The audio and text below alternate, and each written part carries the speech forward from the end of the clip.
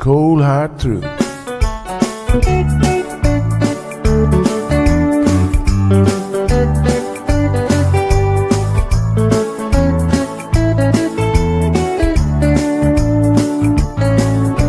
Everyone really want to know what's going on with her show. Just get on the air and you will know it's Sandra. The queen of the mile road is here, helping people from everywhere. Get on the phone and you will hear Sandra. Now she will tell you how it goes, but don't you ever step on her toes, 'cause you will hear the cold hard truth from Sandra. They say she's the hero in town, helping people from all around. You get a call, your money is found, it's Sandra.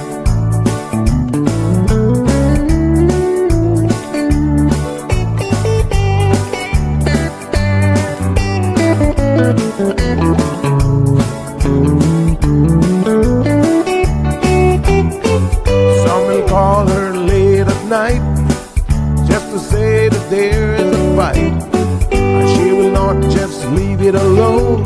She'll get up and call on the phone, and when politics starts on her show, everyone really wants to know the way the things will really go with Sandra. And some will start to criticize, get on the show and tell pure lies, but someday we'll realize it's Sandra. And when they start to argue again, she'll pull the heads to the wind, and soon you will be a friend of Sandra. 'Cause every day everyone wanna hear from Sandra. 'Cause every day everyone wanna hear from Sandra. 'Cause every day everyone got to hear from Sandra. 'Cause every day everyone got to hear from Sandra.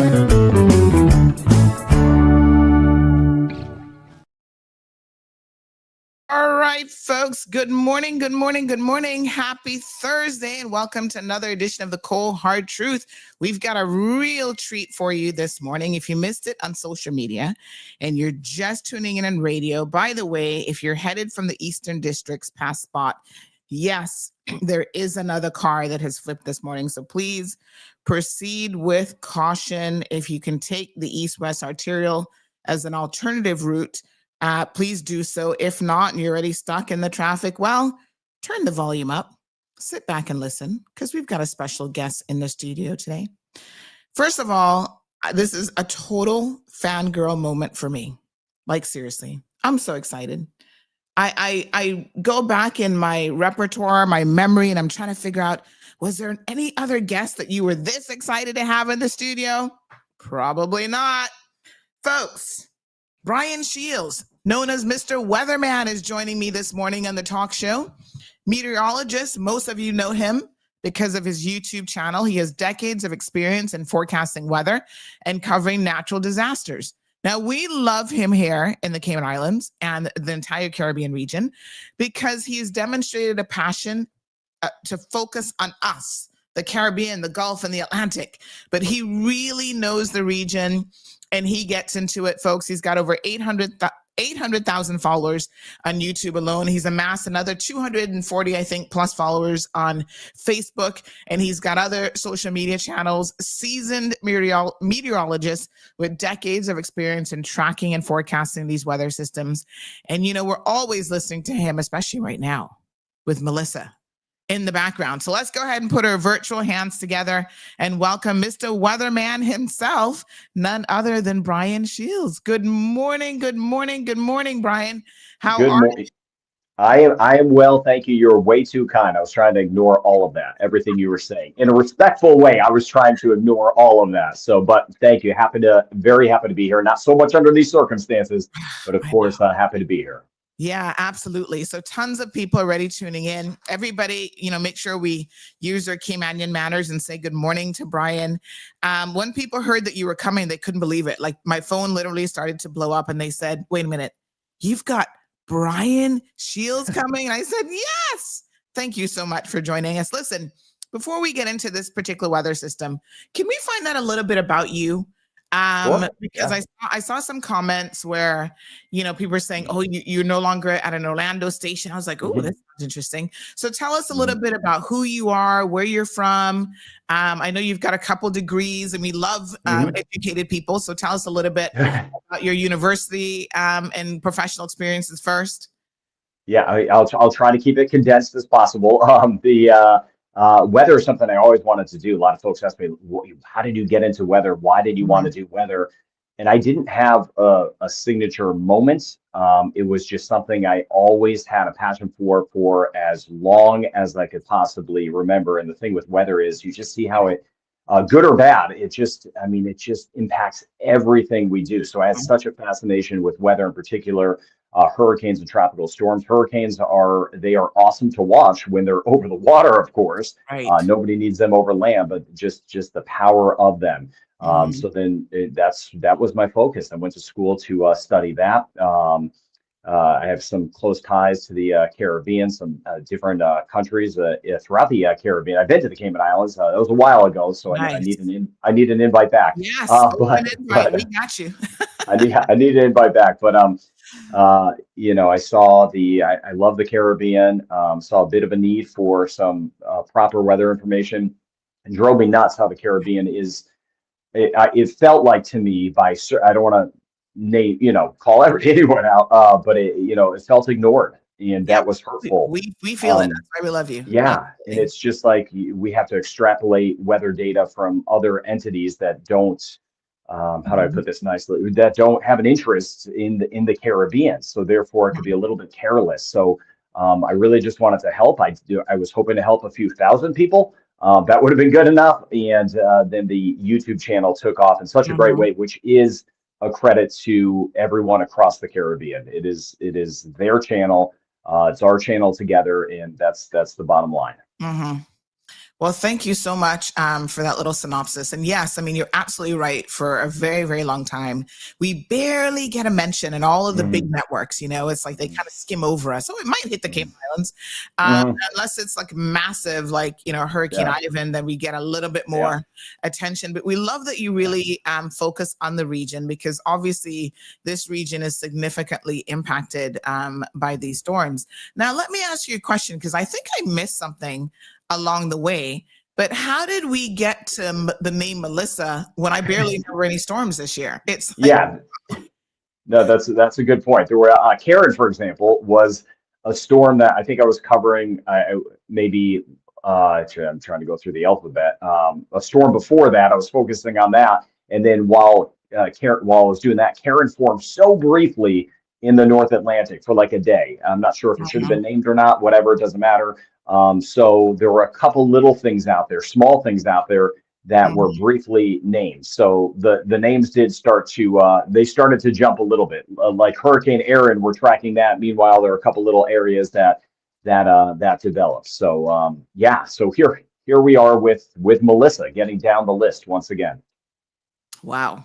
It's fascinating, kind of how quickly it happened. So let's talk about Melissa Mhm, because obviously Melissa has us on edge.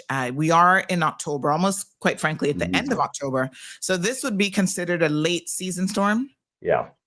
Yeah, this Mhm, would be. We've seen though the last few years, October, and I always mention this on my YouTube channel, not in a scary way, mhm, but just October and November, the last few years we've had systems, be it mhm, over toward Trinidad. There was a few years ago a lot of rain, be it back toward Florida with a couple systems, and then in between the rest of the Caribbean. So the tail end of the season has been active at least over the last few years for whatever reason. So it's kind of like don't let your guard down. And we know the water mhm, temperatures and all that stuff right now in the Caribbean.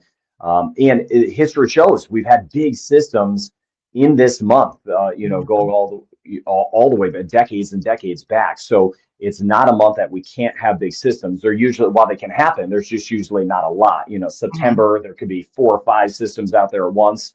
Right. Yeah, this is potentially a big one. So this is the Yeah. concern. Yeah. Okay. So more frequent late season storms. So we have to Hmm. pay attention to that in terms of overall changes and Yeah. how the weather is actually, sort of operating. Hmm. The height of the hurricane season for us, right around mid-September, we were so thankful because every year as we celebrate Hurricane Ivan, it's a sigh Hmm. of relief if we haven't had anything major at that point. And we Hmm. kind of had that sigh of relief this time. In fact, it's been pretty dry for us. We haven't had a lot of rain Yeah. until the last week or so, and we started to see the rain increase. So I saw one of your posts that I think you did yesterday on Melissa, and we're talking about a pretty massive storm here. What are Yeah. your predictions on how big Melissa can get? Yeah, so there's a couple things with that. Right now, just to simply answer your question, I always be straightforward. It could get as strong as a Category 5 hurricane. Getting Mm, to that point, there's a lot of stuff in between. One mhm. being what happens just over the next 24 hours. Does it stay Right. weak and just shoot toward Haiti, which is still a possibility? It's a low chance, but it's still a possibility. And then across the Cayman Islands, Jamaica, Cuba, that would all be better news. Mhm, So it's still kind of a small window to watch that. But if it turns a little more to the west, which looks to be the thinking now, and mhm, closer to Jamaica, the environment closer to Jamaica and the Cayman Islands is really conducive for development. So that is the problem. So mhm, over the next 24 hours, it'll be key to see just kind of which path it does take. But if mhm. it is the path closer to Jamaica, that is a big problem because it could at least be a Category 3 hurricane. And again, I don't mean that in a scary way. You Mhm. know me, you watch me. It's Yeah, just absolutely. the reality of the situation. But that's why we need to prepare. Sometimes you could have uncertainty, and you still just you have to prepare and you have to get ready. Yeah, yeah. And that preparation is what the government is currently, and all, community leaders are currently Mhm. encouraging people to do, because we've got time. Yeah. We know what areas tend to be prone to flooding. The sandbags already prepared and being handed out by the Hmm. government. So people need to start making their plans. Now, in a situation like this, if you were living here in the Cayman Islands, right? Hmm. Would you Hmm. plan for worst case scenario? So what I would do, what I am advising is Mhm, we're in monitor mode now across the Cayman Islands. It doesn't mean we don't do anything. It means a heightened alert. It means exactly what you mhm, just said. We have to do some of the stuff that takes a little more time. Like it's great to have the time, exactly mhm, what you were saying. Um, it's kind of reviewing what we would need to do if a big hurricane came. And because this one's a little different, not everything's the same, because there is the potential for this one to be so strong, we just can't take mhm, chances. Someone somewhere is going to be filling sandbags, potentially boarding up their home, potentially evacuating, and then nothing's going to happen. That is just the reality of a system like yeah, this. But on the flip side, it's going to go somewhere. So, and it could be rather big. So as of now, we're in monitor mode. We're kind of taking those general precautions, doing a few things that take time and that mhm, we don't want to rush to do. But at the same time, being in monitor mode and not full action mode, people don't need to be slamming down, if you happen mhm, to have shutters or boarding up or all of that stuff, you don't need to be putting nails into homes quite at this time. You just need to be kind of getting yeah, ready. But the good thing is the awareness is around, so you're keeping people aware. So that's the yeah. biggest thing at this point. Yeah. And to make sure that you have those things ready and available, Hmm. because Yeah. what we find is at the last minute, there's always a mad rush to go to the grocery Hmm. store, and then the Hmm. store runs out of water. And you may Yeah. know, Brian, that pretty much Hmm. everything here in the Cayman Islands, for the most part, is imported in. So, Hmm. we've got ships that come in multiple times per Yeah. week to bring in our groceries and so Hmm. on. So I'm sure the Yeah. grocery stores are also paying very, very close attention Yes. to this Yes. system to ensure they're adequately stocked. But Yeah. don't wait until the day before, folks, to go out and Correct. get water. Correct. Do it Yes. from now. Make sure you've got your hurricane supplies. Yeah. Double check them. Most of them don't really expire, but someone was saying to me last night that Hmm. sometimes the batteries are a problem. You Yeah. know, test your little portable radios, make sure they work, and all of those things. So we all need to have some sort of redundancy and backup plan to ensure that we are ready for Melissa if she comes this way. Now, even if she doesn't directly come and the models, you know, like you said, are kind of positioning her very, very close potentially to us. But if she doesn't come directly, could we still get some hurricane force winds? I mean, some of the outer bands. Yeah, one of the things I'm watching closely for the Cayman Islands as a whole, there could be a big difference between, say, Grand and the BRAC. There could be as we know, we know that in the Cayman Islands, but it could be a massive difference this time, depending on the track of this. So again, we don't know the track, but if it slips toward western Jamaica and even a little to the west of Jamaica, that could be some big impacts for little over toward the BRAC. While Grand not as much, we know that. But even if it stays close to the west coast of Jamaica, being on the outer kind of fringes of it, there could still be some impacts because the storm not only will get stronger, but it is going to grow in size. So it'll be growing in size. And the other tricky thing, it's like step by step with the storm. First, will it go to Haiti or will it go to Jamaica? Then once it gets to Jamaica, when is it going to take the turn back to the north? Is it over Jamaica or is it closer to Grand? And that impacts everything down the road, not just for the Cayman Islands, but for Cuba, the Bahamas, the Turks and Caicos. So there's a lot of these little steps that we're seeing. You know, when will it turn initially, and then when will the next turn be? So it's an odd system, but all the advice you're mentioning is just good things to do. It helps lower anxiety too. If you do a couple things to prepare ahead of time, you feel better. You feel better. Absolutely. So, Absolutely. Yeah. 936, yes, 936-2626. We've got people who want to call in. So can we take a few calls? Please do. WhatsApp. You can reach us on WhatsApp as well as straight line calling if you're here in the Cayman Islands. Desia reminds us that the 32 storm, which was devastating for Cayman Brac historically, still considered, I think, the worst storm to have ever hit the Cayman Islands, 1932, occurred on November the 8th to the 11th. So that was a very late season storm again, causing a loss of life in that instance. So we have well over 700 people tuned in this morning. And of course, that's because we love Brian. So lots of comments here, Brian. Everybody's in the comment section saying, welcome, Mr. Weatherman. Risa says, good morning, everyone, and welcome. Shaka Zulu has a question. Can Mr. Weatherman explain the mystery as to why Trinidad and Tobago seem not to get hit by major storms? This is despite so many approaches and passes in the region. Yeah, there's a lot of approaches. Now, lately, there's been some changes in some of the overall patterns where things have been dipping a little bit more south. In Trinidad and Tobago, for example, over the last, let's say, 4 years, have had some close calls and some big flooding situations. But Trinidad and Tobago, similar to the ABC Islands, are just simply a little bit more to the south. So usually things don't spin as much as they get closer to the equator. So it's simply geography.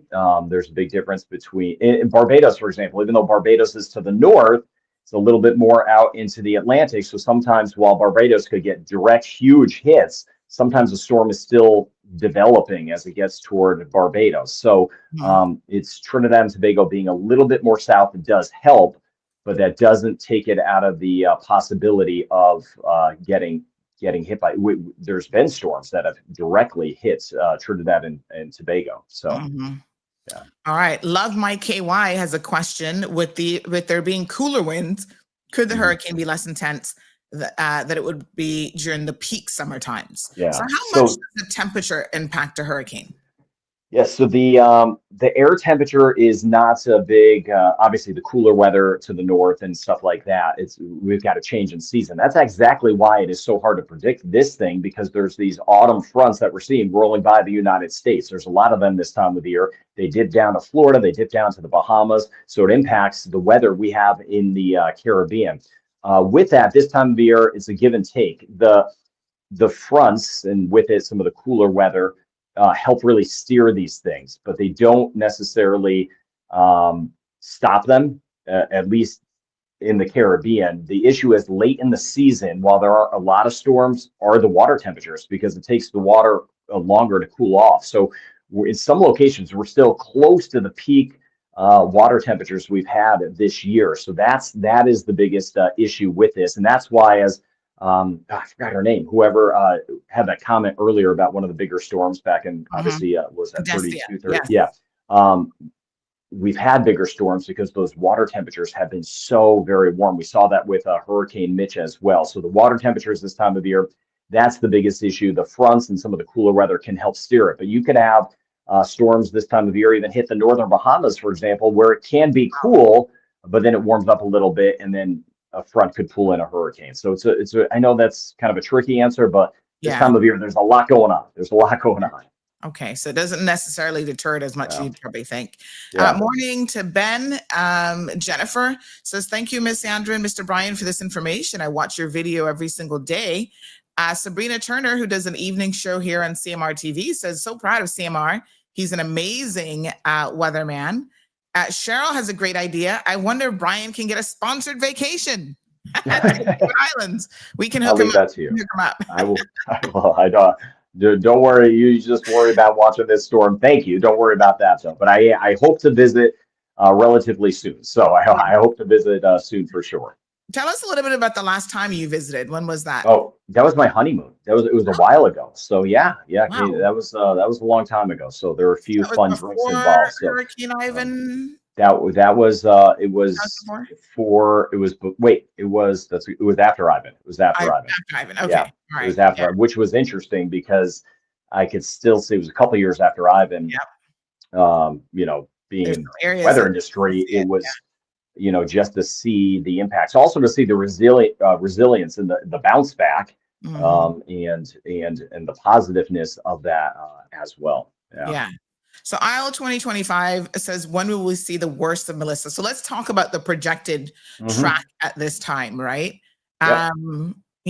We're looking at this weekend. What will the Mhm. positioning be around Saturday, Sunday? Yeah, that's a good question. So to take you through it again, first off, there may be no impacts. That's the hope. The hope is that this stays away. Not that we ever wish it on someone else. We know that, but the Mhm. hope is it stays away.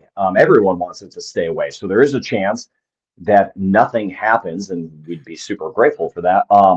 With that, if this takes the turn over the next 24 hours closer to Jamaica, then we're really watching it to see how close it might get. And if it does get close, we'd be looking at about Tuesday, maybe into Wednesday. So really looking at Tuesday into Wednesday. So that doesn't mean we're getting a hurricane Tuesday and Wednesday Right. across the Cayman Islands. But if we have something that does come nearby, if this takes a turn into the direction of the Cayman Islands, that would be the time frame Tuesday and Wednesday. So like you were saying, it's a good idea to kind of review some of the, kind of what you need to do, some of the odds and ends and that sort of thing, just in case it takes a Mhm. bad turn over the next couple of days.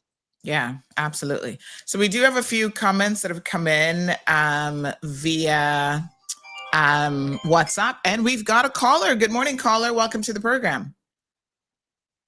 Hold on one second. Let me just re-plug you into the board so I can actually hear you. Let me try that again. There we go. Hello, good morning. Hello, good morning. Hi, good morning. Hey, there you are. Good morning, Sandra. Good morning, Mr. Shields. Good morning. I had a question for Mr. Shields. Sure. We've seen storms form further east and strengthen faster in recent years. Is Melissa part of a broader trend you're noticing in Atlantic hurricane behavior?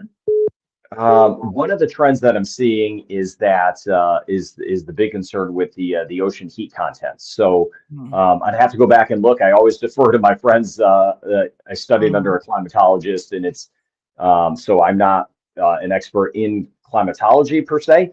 With my focus in meteorology, but one of the concerns we've seen is I know this doesn't answer your question then directly, or at least as correctly as you're maybe hoping, but is the ocean heat content. It's the warm water, not just the warm water, but the warm deep water. So we saw that with Hurricane Beryl last year. It goes over these hot pockets, and we have them around the Cayman Islands right now and around Jamaica.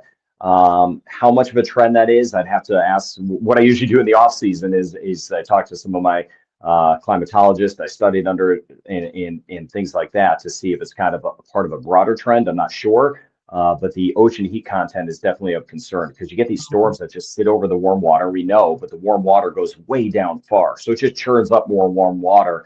And then we get the rapid intensification. We've had storms the last few years that are barely a tropical storm, similar to exactly what's going on right now. Mhm. If you, I think I may have it up over my shoulder. If you look at Melissa, it looks terrible, which is good. It looks awful. But let's see where we stand 3 to 4 days from now. I hope it still looks awful, but it could go from nothing to something, potentially a Category 4 hurricane rather quickly. That's the trend we've at least been seeing somewhat. Yeah, good question though. I have one more. Sure. Because we keep hearing about these stronger storms, with climate change and warmer water, as Mr. Shields just alluded to. Mr. Shields, do you think that our local hurricane preparedness plans are built for this new era of stronger and faster forming storms? I'd have to be a little more familiar with everyone's preparedness. That's a great question. So I don't focus on that. With that said, I always think we could do better, right? I come from the standpoint of, trying to do more. That's exactly why I have my YouTube channel. So I'm not trying to give you a non-answer. I'm not super familiar with the ins and outs. So, but that's it's a great question, my friend. It's a great question. Yeah. And a concern, of course. Yep. Thank you so much, caller. Appreciate it. We do have another caller calling into the program. Good morning, caller. Welcome to the program. Good morning. Hi, it's Mr. McDoom here. Hi, Hello, good morning. How are you? Brian. Hey, good morning. Brian, I'm not sure if you remember me. A few months ago, we tried to work up a way to get you to come visit down here after your trip to Jamaica. That's what we still need to do that, right? We still need to do that. Yes, we do. We still do. So yeah, again, Sandra, just to update you as well. The other thing that I do, again, Brian, much like you, I do weather updates as well. I run a local channel here, the Cayman Hurricane Center. And of course, I'll be popping out some videos on Melissa here later today, as I'm sure you are as well. So, we're watching this closely as you are as well. I just want to also say to you, Brian, as an American meteorologist doing this, I want to say first and foremost, thank you very much for when you're describing the Cayman Islands, you notify it as the Cayman Islands or Grand Cayman or the Cayman Brac. I know a lot of American meteorologists, when they talk about our area, they call it the Caymans, which again, we laugh at quite often. Yes. So again, would like to tell you first and foremost, thank you very much for doing that and describing it correctly. I'm glad I didn't mess it up in this interview. I'm glad I didn't mess it up right before you called. Yes, indeed. Yes.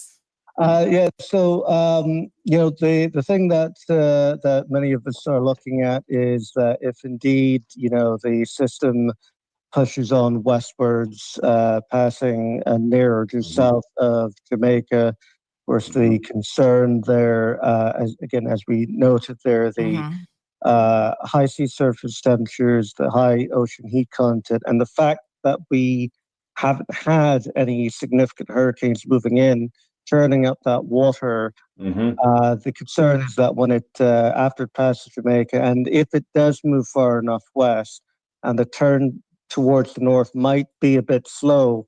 And of course, I'm sure you noticed some of the hurricane guidance is showing some really high potential for upper end major hurricane on that. And of course, that is of some concern. With that, putting the intensity aside for a moment, the potential rainfall probabilities there are certainly concerning, especially for an island like this, which is certainly low-lying and a good chunk of it. It is of concern, and whether or not it it's a bit closer to Jamaica or it's a bit close to us, the overall look is that it will expand in size, and that's certainly something to be concerned about, whether or not we get hurricane force winds or not. Yeah, all eyes. Yeah, I mean, it depends on. You're right. It depends on really that turn, when it may take that turn, watching the rainfall. Fortunately, not fortunately, but when it makes a turn, after the turn, as you know, it'll start to speed up, which is good. But it's a matter of how much. So yeah, there's a lot to watch. That's what we're doing together over the next quite a while. So yeah, for sure. Yeah. Yes, absolutely. Well, my final thing before I go, just to mention to the both of yous, we are working on something. A good colleague, a good friend of mine, that's stateside as well. I'm sure, Brian, you may know of Hurricane Track and Mark Suddeth, dear friend of mine. If indeed the system does push a bit further west, we are looking at maybe a potential visit from him to do a hurricane intercept mission in Cayman. So we're going to be looking out for that potential if indeed Melissa does push west. So keep an eye out for that. And you're living here in the Cayman Islands? Yes, at the moment up here in West Bay. So, very good. Yep. Awesome. Well, thank you so much for that information. Absolutely. Thanks for calling into the program. Absolutely. And yes, Brian, we will catch up soon enough to work on that trip down. Yeah. Sounds good. Good deal. Stay safe. Appreciate it. All right. Yep. So we see a lot of the models now. Can you explain to us several different models? I love what CG Cooper says here. He says, "Good morning. Thank you for your commitment, Brian. You've taught me how to understand the whys and hows these systems move. Always tune in for your updates, Bretta." So we've got over 800 people now tuned in, including our Instagram listeners watching intently. But tell us a little bit about these models and, which model historically has proven to be more accurate? Yeah, so that is a great question. I get it a lot in the comments section. So I love the comment section of, as you know, of my YouTube page. That's our community. I love the comments. I go through those every single day. With that, that's a tricky one. It's one I get a lot, but it's a tricky one to answer. You see the models right there. So there are better models. The European model is a very good model. Years ago, there's a period of about 10 years. I threw everything out. I'm like, the European model, that is the one. Right or wrong, it was by far the best one. And then, say about 4 years ago, it's a computer, some changes, and the American model is a little bit better. But the one thing I caution about the models, while in this scenario, which is crazy, and you can see it on your screen right now, I am leaning to the European model just because I think it has a better handle on the environment. Certain models they're computers. Certain brands of computers, certain models do better with different types of storms. The American model, for example, is a little bit better in the short term. Longer term, it wants to make everything a hurricane. So they have their biases. You have to know that. The European model could be a little bit slow to develop it. And then eventually at the end, it does a really good job. Sometimes I always joke that the European model comes in at the end and just takes all the glory, and everyone's like, "Oh, the European model is right." I was like, "Well, not at the beginning." So, and some models handle small storms better. Some handle bigger storms better. Some handle stronger just there's so many variations, but there are better models. There's specific hurricane models I look at. And I'm matching it up constantly with the environment because the models could be so off. This is the case. See that red line on the screen right there? That's the American model taking this right toward Haiti. If that happens, Jamaica gets nothing. Cuba gets nothing. The Cayman Islands get nothing, which is great. We never wish it on Haiti, no doubt, or the Dominican Republic. Of course, Hispaniola is already going to get rain either way. That's what I've been mentioning. We've been preparing. I've been talking to my teams on the ground in Haiti in particular. But one of the models at this point is going to be very wrong, either the American or the European model. But the models are tricky. Most have trended back toward Jamaica. It seems to be matching up with the environment, and that's what we're watching. So I think I blabbed too much there. I'm sorry. Yeah, no. That's fantastic. It's good to understand that detail information about how the models work. Now, one of the questions that I have is in relation to the National Hurricane Center, right? We know that, don't want to get too much into politics here this morning, but we know that there's been a lot of concern about defunding and, the current American administration saying, we don't need to be reporting on all these storms. Has that this season, have you seen any difference in how storms have been treated by the National Hurricane Center? Are they sending out less planes to explore them? I know it's kind of already been a slower season, so that could certainly, explain some of that. But what have your observations been on the political landscape about just the monitoring of storms and the resources that have been put into the National Hurricane Center? Well, at the beginning of the season, there was a lot of question about a satellite not being available, which was an important satellite. It kind of scans into the storms. There was a lot of chatter about that for good reason, and how that would be basically turned off. Now, the thing with that is they were putting another one up there, but there was a concern that it was going to be turned off. It wasn't turned off, so that was some good news. So as far as the hurricane team, I mean, we'd have to ask the good men and women down there if they've had any impacts. I know there's been various cutbacks, as we see in the government in general in different areas, but I have not seen, as far as the Hurricane Center, they seem to take this storm, for example. They're doing a great job. They have there's going to be aircraft in it all throughout the day. So I'd have to defer the question, but from what I saw at the beginning of the season, there was concern about a particular satellite. That turned out to be a non-issue, which is great. Which is great. Yeah. Have you ever been in a hurricane in terms of like with the hurricane plane? Have you ever done that before? I've never flown into it. I've been into many. I haven't flown into it. The great men and women that do that. That's just. It's mind-boggling. So what they do. Yeah, they are the best of the best as far as pilots go and getting the data. And it's so important because that data that they get in the storm goes right back into the computer models. So there's a time where the computer models also aren't as good. And then once they get out there, and they even go around the storm, it's out ahead of it, and they check the environment, then that data gets put in, and then the models are even better. So I haven't been in one of those. There's opportunities to do that, but mainly because I have to be tracking it. So for example, right now, if you do that, you'd have to, I'd have to fly somewhere and then fly with them, and that would be probably a 3-day process. And I'm not leaving the Caribbean hanging. So that is, we appreciate that so much. I'm not going anywhere. Yeah, we appreciate that. All right, here's a question. Kimanian in the UK at the moment, but still tuned in listening. They said, good morning from the UK. Welcome to CMR, Brian. You are our go-to guy for hurricane concerns. Quick question. We're in the UK and only able to get home around 4 p.m. on Monday on British Airways flight. We're crossing our fingers that we'll be home in time to deal with the storm. What are your thoughts? So okay, on that, first off, hopefully it doesn't come. The timing is going to be close. With that, say you do get in at 4 p.m. The hope there would be if they have that flight, I would just say it's worst case scenario. Say this does come to the Cayman Islands, and then you still have that flight and you get in at 4 p.m. on Monday. The storm is quickly coming after that. So you'd have to just I'm worried about your safety as a whole. There wouldn't be really time to make preparations. If this was coming to the Cayman Islands, I would be telling people that, all preparations need to be done by about noon on Monday or sometime, we'll see in the timing, sometime Monday night. So that would be my concern. The flight may still go.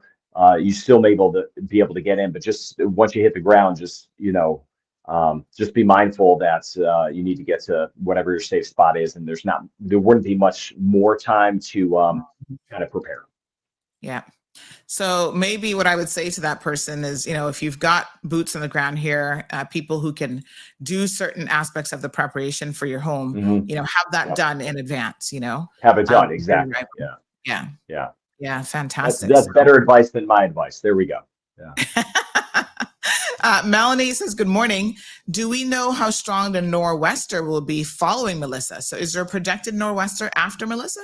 There's, so if Melissa kind of curves up toward the Bahamas, eventually, sometime next week, back behind it, there's another system coming through from the United States that would be more of a nor'easter.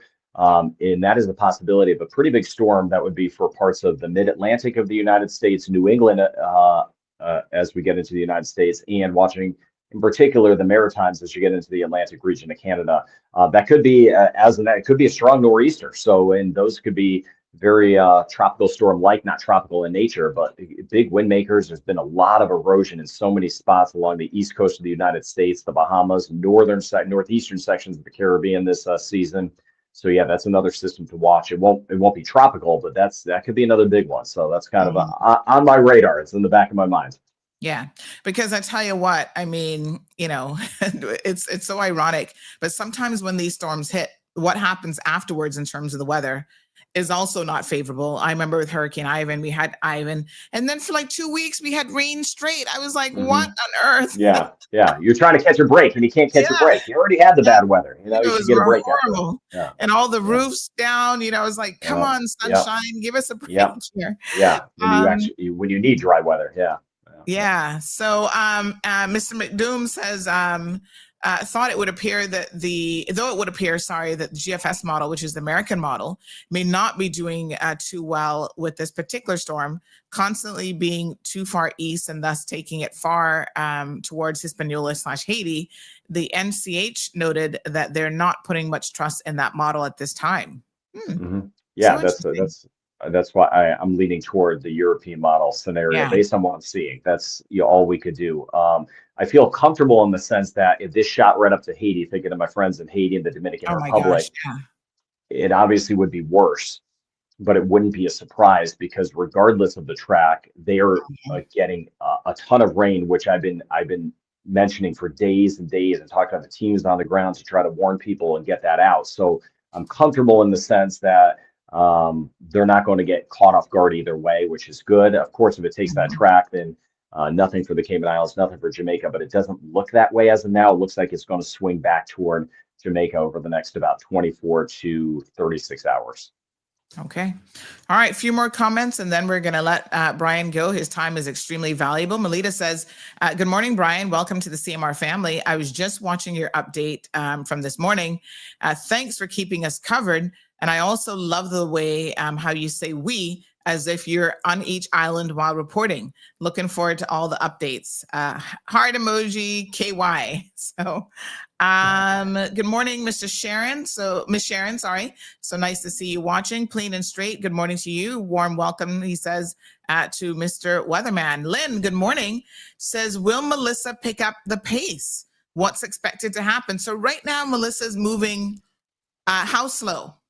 Yeah, it's basically crawling, almost not moving. It's almost wobbling, put it that way. Right. So it is, that's a good point. It's stuck. It will pick up the pace a little bit, but it will not pick up the big pace until a front to the north grabs it, either pulls into Haiti or more likely pulls it into the direction of Jamaica. That would still be kind of slow, but down the road, you can see that black line.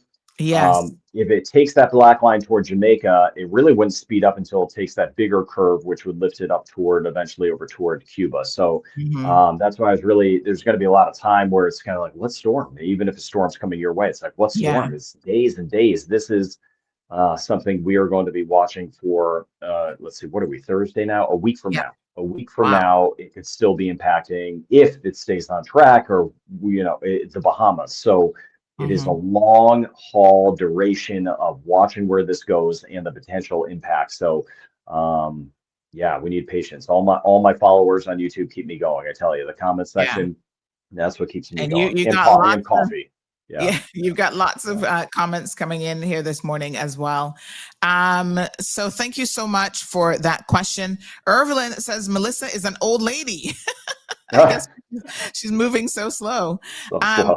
I got to tell you, one of the things that we absolutely love, and I'm going to ask you, kind of how you've ensured that you've done this, and that Richard says the exact same thing as someone just said in WhatsApp.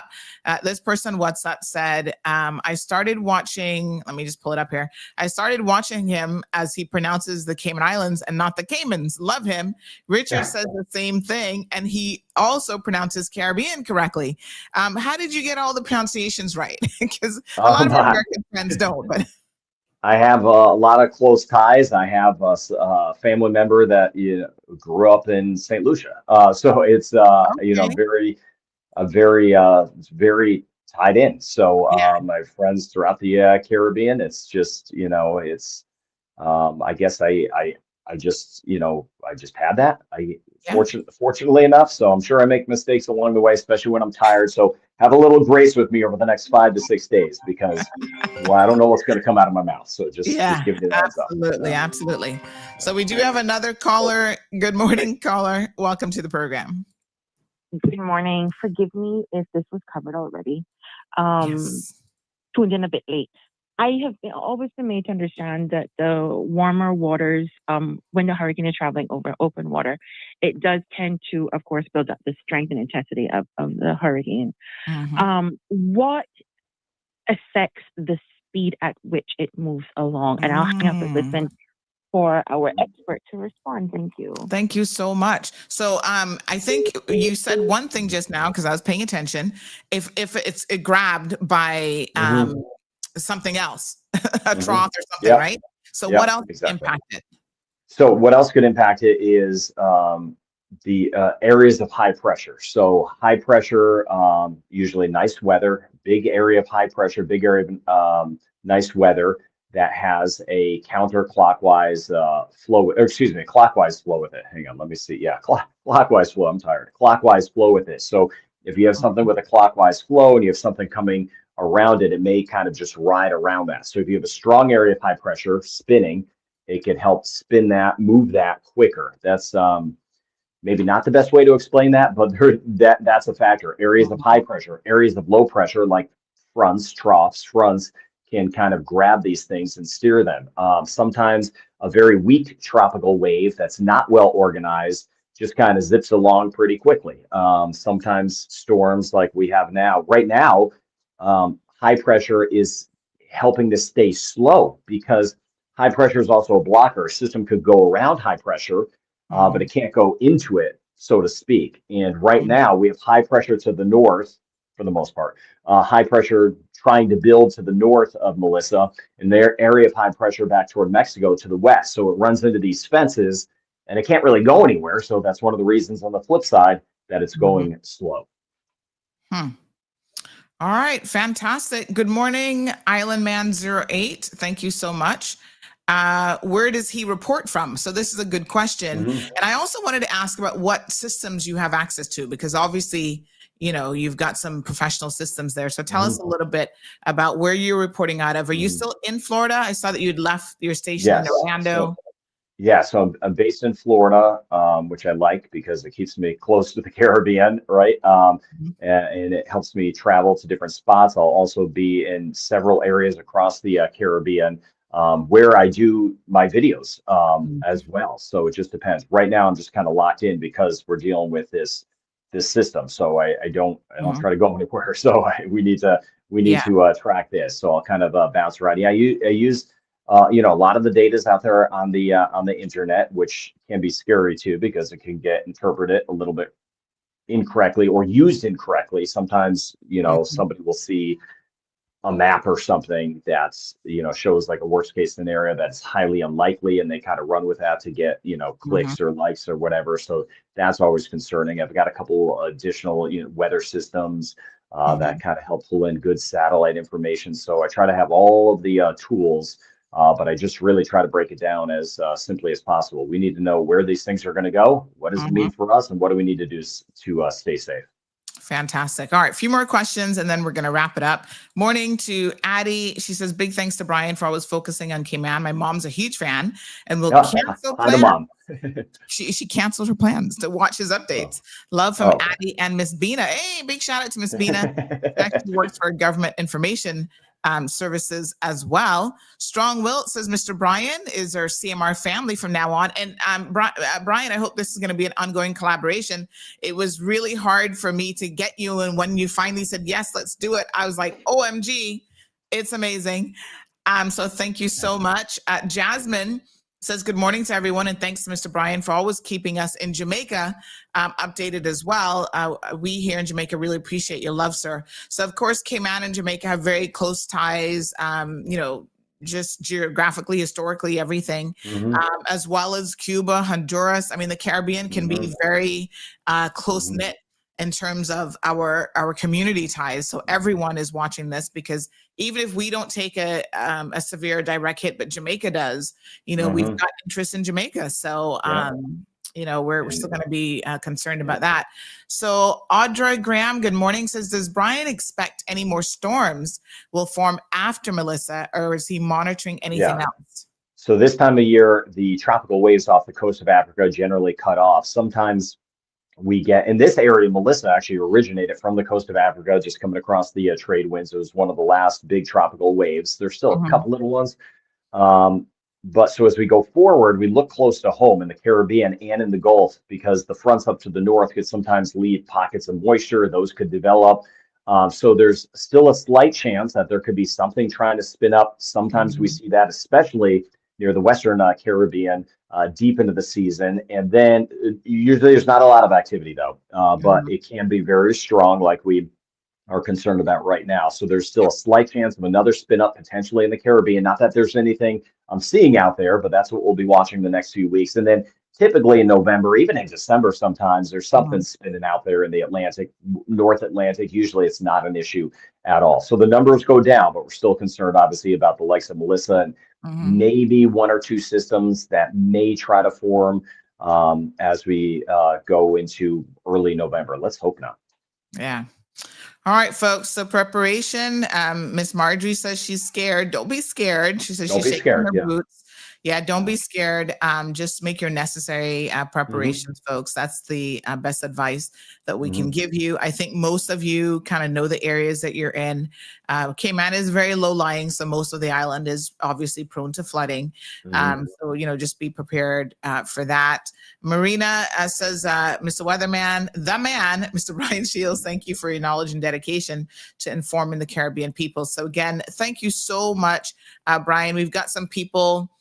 Someone said their I think it's their mom is meant to fly in from Pennsylvania on Monday. Will the flight come in? It might be too soon for those types of decisions to be made.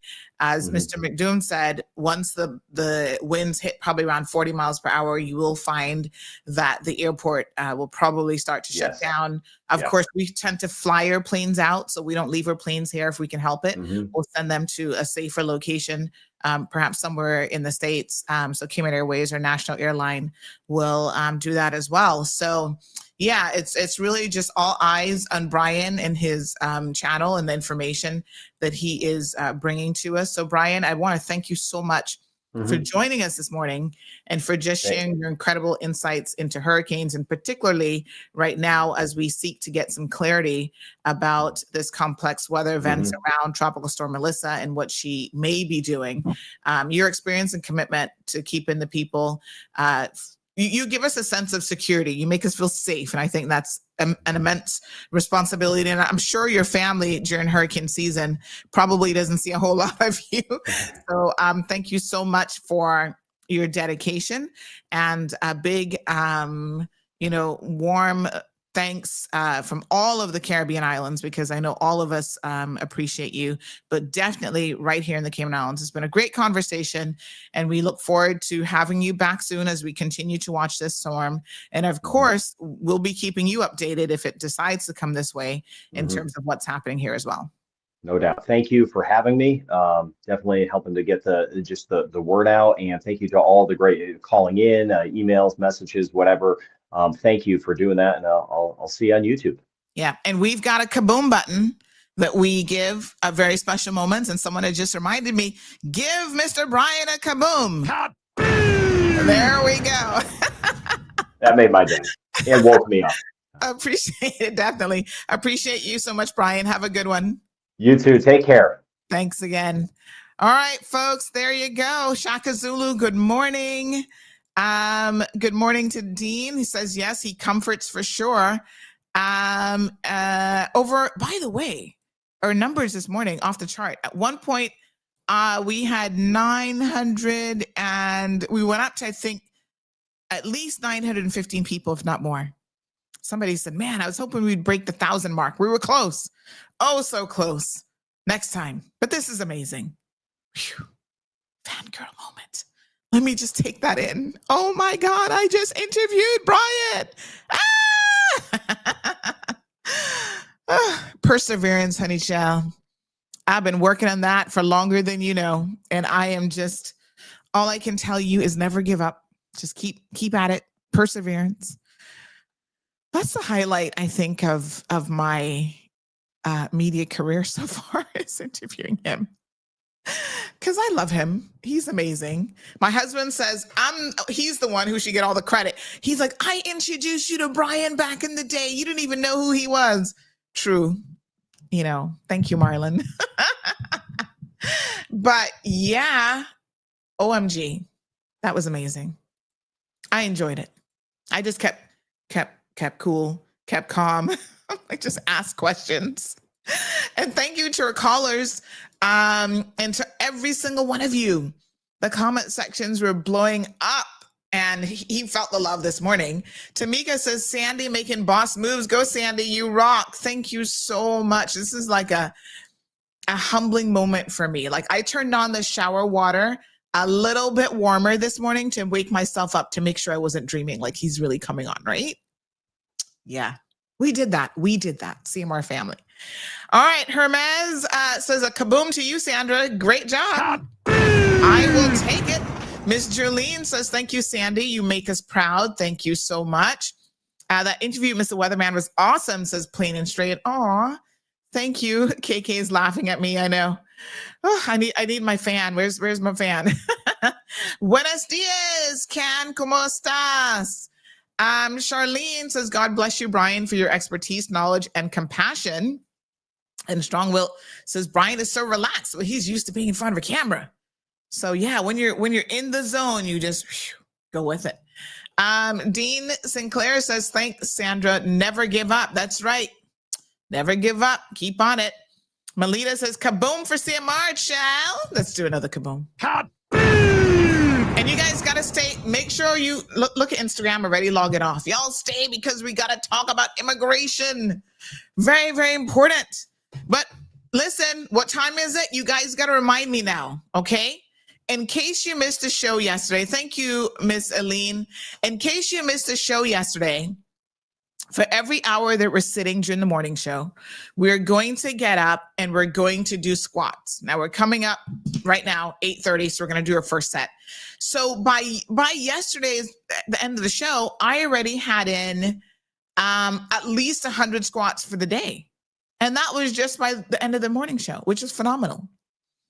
I didn't do any more later in the day, but I actually felt really good yesterday. Anybody else felt good? Who else did the squats with me? Tell me how you felt. I felt pretty good. And I even feel like it's helping my knee. My knees felt pretty decent yesterday too. So we're going to continue. We're going to start doing them here in just a second. Ms. Debbie says, this is a milestone for CMR. I am so impressed. Thank you so much. Jasara says, thank you for the updates, Mr. Brian. Absolutely. Morning, Miss Lunalia. Lunalia,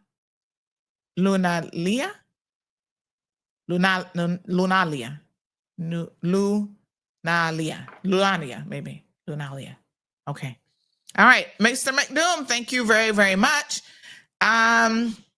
Maybe Mark Sudeth from Hurricane Tracker next. Oh, I've never even heard of him, but yes, we love a good storm update. So definitely, I appreciate that. I thank you, Miss Charlene. I've given myself, I think, enough kabooms. Humble. Addie says, thank you so much for the interview, Sandy. So beneficial, informative. Thank you. Miss Marjorie says, good job, Sandy. Brian would come on because he really cares about us, but he's also very, very busy. So I tell you, scoring him was like winning the lottery this morning. Gabby says, I was shocked to see he was, what's that word? He was gonna be on with you. I said, well, look at Sandy pulling big moves. My favorite number one video to watch. Awesome. Morning, Miss Sharon. Thank you very, very much. She says, congrats. Well done. Yasmin says, thank you, Sandy. I'm so proud of you. Thank you. This is our journey. Like, we really are, this is the CMR family. So thank you. Aisle 2025 says, I remember a U.S. interview that you did last hurricane season. It was ABC News, right? You did a great job. Oh, yes. Yeah, that's right. They wanted to know. I think it was last season. but yeah, media, it's like a collaborative thing. They see what's going on and then people refer like, oh, talk to this person. And yeah, they gave us the call and I did the interview, just to let them know what was happening here in the Cayman Islands. So I appreciate it. Yeah.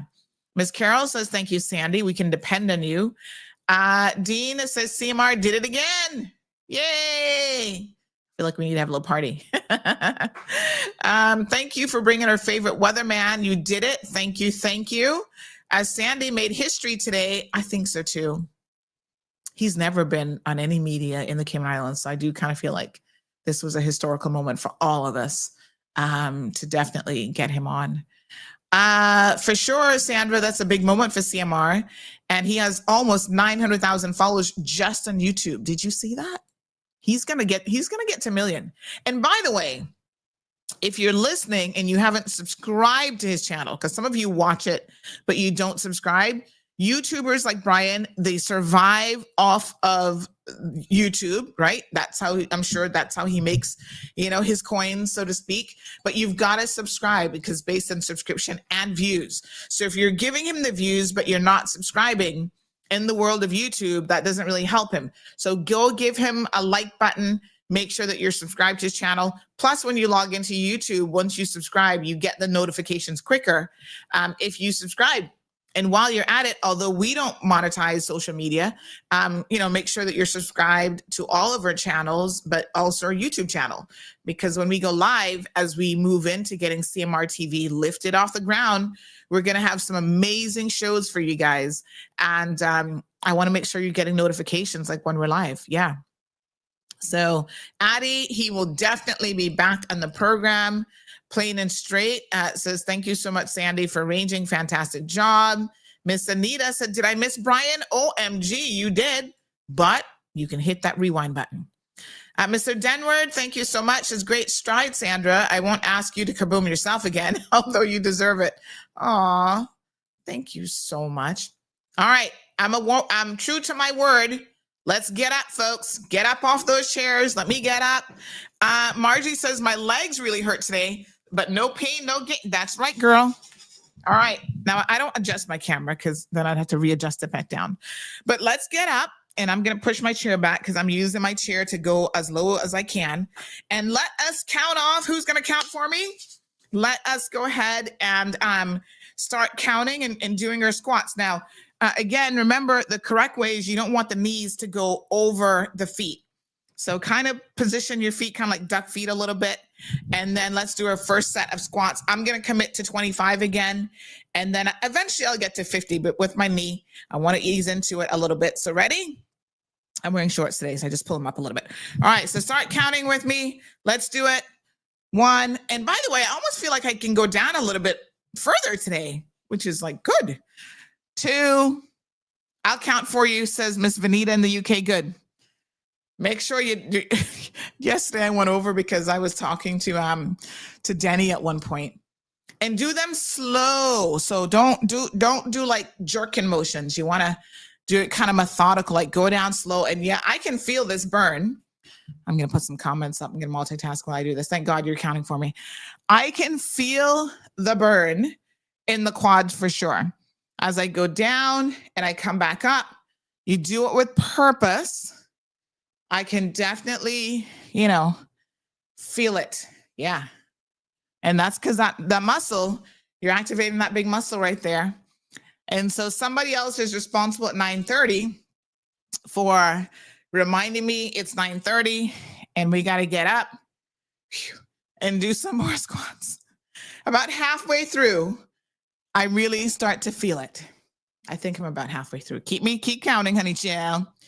CJ Cooper, thank you. Says kaboom for Auntie Sandy for bringing Brian to CMR. Thank you so much. Yeah, Miss Anita, you missed it. Go back and hit that rewind button. Woo, honey child. Yeah, I'm feeling it. What number are we at?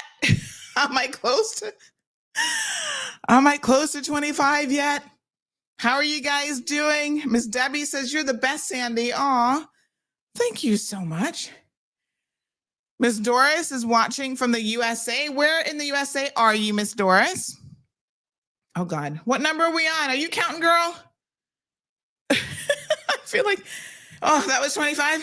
Okay. Oh, Lord have mercy. I felt like I had reached 25 already. Okay.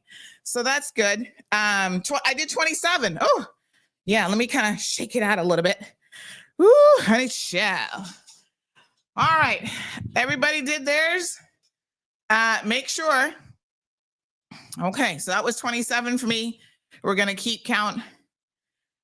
Miss Andrea, you can go back and hit rewind. Morning, Miss Lucille. Woo, yeah, feel the burn, honey. Yeah. Okay, so who else did it? With me this morning. Some of you are going up to 50 if you can. That's great. Some of you can only do 10. That's fine. Do what you can do. That's 10 more than you would have done.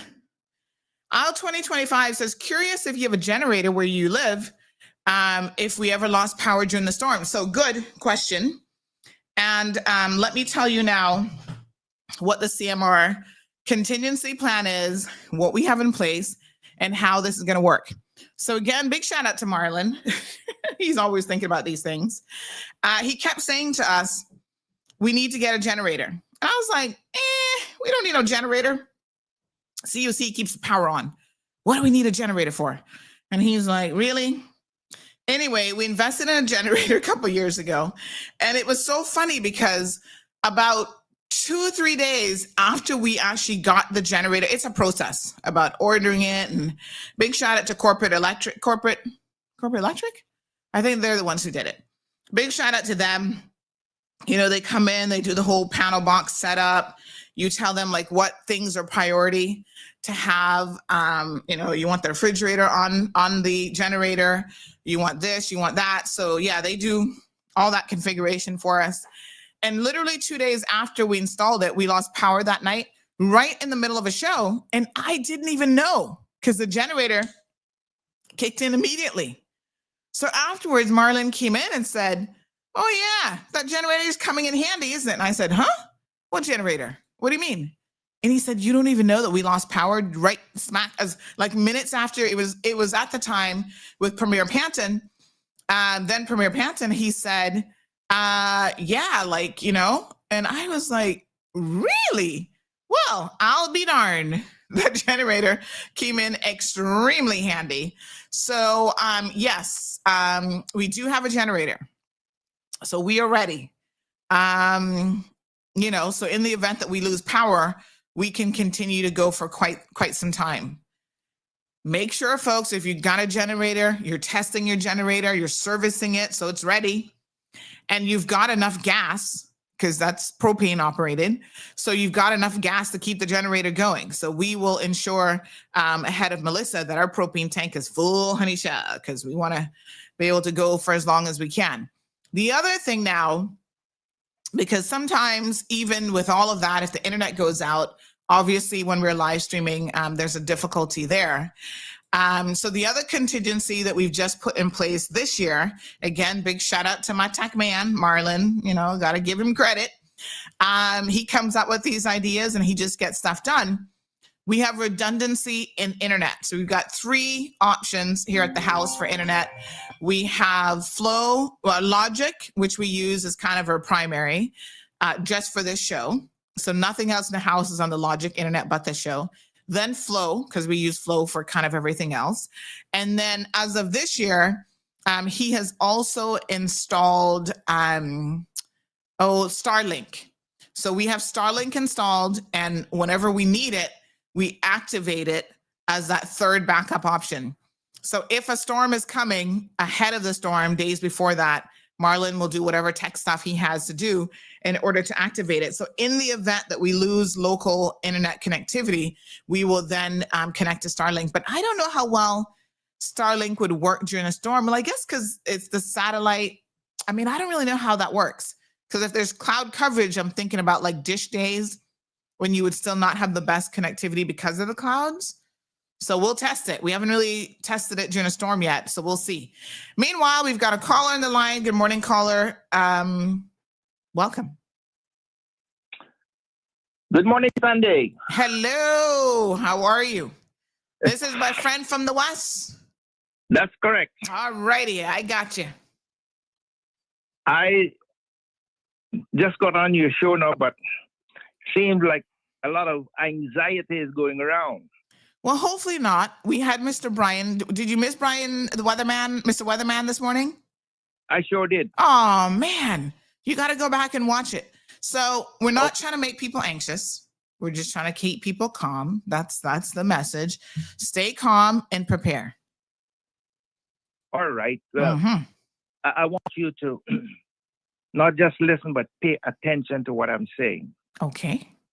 That means I am not a prophet, but I certainly, as a man from the Cayman Islands, Caribbean man, if you want to call me that, nobody talks about the moon phases.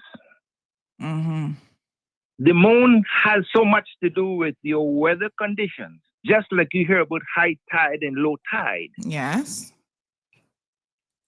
My, not prediction, but my strong feeling is from the power above, Father, I call him, we're going to be okay. I don't want to hear people panic in all sorts of anxiety. And listen carefully. Yes, things will happen. Things will happen from time to time, but I have a strong feeling that that front coming down is going to have a very active play in what happens with this supposedly hurricane that people are talking about. So I just want people to keep calm and watch and see what happens, and by no means think that I am some sort of a prophet. I'm just a person that studied the weather a lot.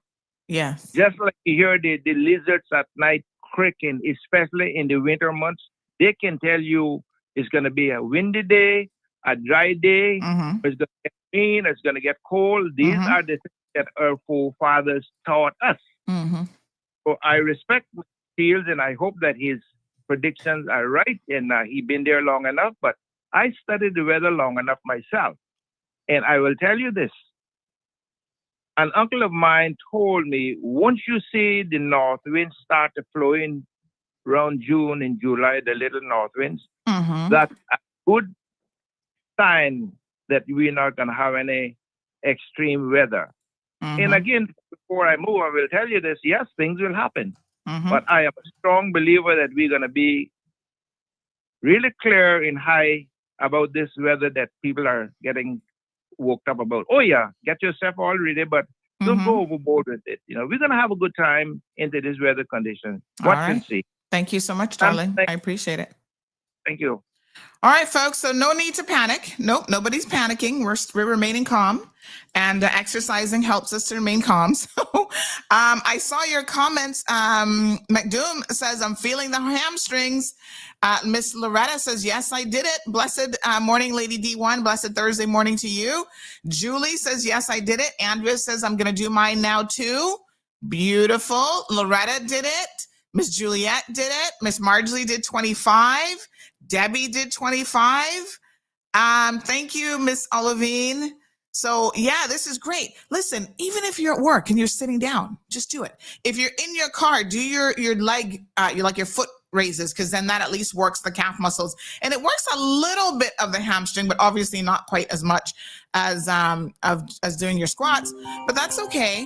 And everybody at work might think you're a little bit weird this week, but by next week they'll all be doing it too, because then they'll know what you're doing. They're like, oh yeah, you're in the Sandy challenge. We're gonna get there. Good morning, caller. Hi, morning, Sunday. How you doing? Hey, darling. How are you? I'm okay. Just listening to the gentleman there, and it reminded me of my dad. Aw. So sad. Sorry, because I remember just how good Cayman seamen are and were, because I remember Hurricane Ivan. My dad and Mr. McCrae Pearson, God rest his soul as well, he lived next door. And I remember Dad saying, he wasn't panicking or nothing. He said, oh, there's not going to be nothing, That was his initial thought Right. or what he said during the day. Mm-hmm. And then later on, I saw him and Mr. McRae looking up in the sky, and they were pointing. And I was like, okay, let me go find out what's going on. So I went, I said, Dad, what happening now? What looking at? Because I couldn't figure out what they're looking at. Mm-hmm. I mean, my dad could tell the time without even having on a watch. Mm. You know, so I went over there and I said, Dad, I said, Mr. McRae, what are you doing? Mm-hmm. And they were there conversing with each other, and they looked on their faces, said it all. I then got word. I said, what happened, Dad? What's happening? And he said, boy, baby, he said, this not going to be a good one at all. I said, yeah, but Dad, you said earlier. He said, yeah, but this is not looking good. And they were pointing and talking about the way the clouds were moving, and yeah, something about the clouds and this and that. And I said, really? And they say, yeah. So when I looked in a little bit after, I saw Mr. McRae moving his car from where he had it next door, and he took it to another spot. And then later in the day, I saw Dad, son, I moved in my car because Dad had a smaller car. I always had SUVs, but Dad, car was small, and he said he moved his car over on Melmock Avenue, I think it was. He took his car. But just saying that to say that the Cayman seamen, they could tell all of these things from the way the cloud shifted, and like the gentleman was saying, with the moon and different things. And it's a fact. Yes. They were just really, really good. And you see how Ivan turned out. Oh gosh, yeah. That was terrible. But yep. Yeah, I just listening to the gentleman Thank and just thought about my dad a bit. Yeah, of course. Thank you, darling. All right. Yeah. All right, appreciate it. And of course, Lavana, Dad has passed away, so I'm sure little memories like this, make her reminisce about the good times. And, not for nothing, but before we had all these fancy models and tracking systems and that sort of thing, yes, our forefathers, they could feel things changing. They paid attention to Mother Nature, because even animals start to do different things. They behave differently. As a storm is approaching, you see birds getting out of the way. You see, even domesticated animals, if you pay close attention to them, their behavior also shifts as well. So yeah, big shout out to our seamen and our veterans and our older heads who could tell a lot about weather systems. Somebody was joking about John. I mean, we laugh at John because of his his moon, talking about the moons, but he had a point. I mean, John wasn't entirely incorrect about the moon being something that we paid attention to, but he kind of put it in the wrong context. So he was talking about men and women and sex. So I got lost as to why that was about the moon, like you're howling at the moon or something makes you sexy when it's a full moon. But the truth of the matter is, yes, the moons and the tides and everything is tied in terms of that as well. So what a hot mess. Lisa says, good morning, Sandra. I can concur with Lavana. I remember this about my dad as well. God gave them this gift. And it was because, quite frankly, Lisa, they didn't have any other instruments to use. So they grew up in a different generation where they learned to pay attention to Mother Nature, because the earth, listen here now, co-host Zeus. Hello. Hi, sir. He's been quiet all this time. Okay. All right. Hi. Okay. Shh. All right, sir. Come on. What's got you antsy? Speaking of being antsy, something's got Zeus on edge. All of a sudden, he's like, "What's going on?" Hi. Tell everybody good morning. You smell so sweet. He went to the groomers. So sweet. Hello, Papa. Okay. All right. Calm down. All right, everybody knows you're here now. Okay, all right. Say good morning. Ay. Okay, calm down. Hi. Yeah, we must remain calm. And by the way, make sure that you have a plan for your animals. Whether you've got livestock or domesticated pets, they're impacted by storms as well. So some dogs, I've had a dog that did not, oh my God, I had 2 dogs at the time that Ivan hit. And so they both lived through Ivan and they were never the same again. And one dog, poor little Oscar, he was always on edge. And that storm put him over the edge, quite literally. He used to, after the storm, he used to open up my front window in my apartment. Like, I didn't even know how he could do that. He would literally push this heavy window up, push the screen out, and he would go run around because he couldn't, on a windy day when the windows would kind of, shake a little bit. It devastated him after the storm. Like, he was just so scared. So he wasn't about that life anymore.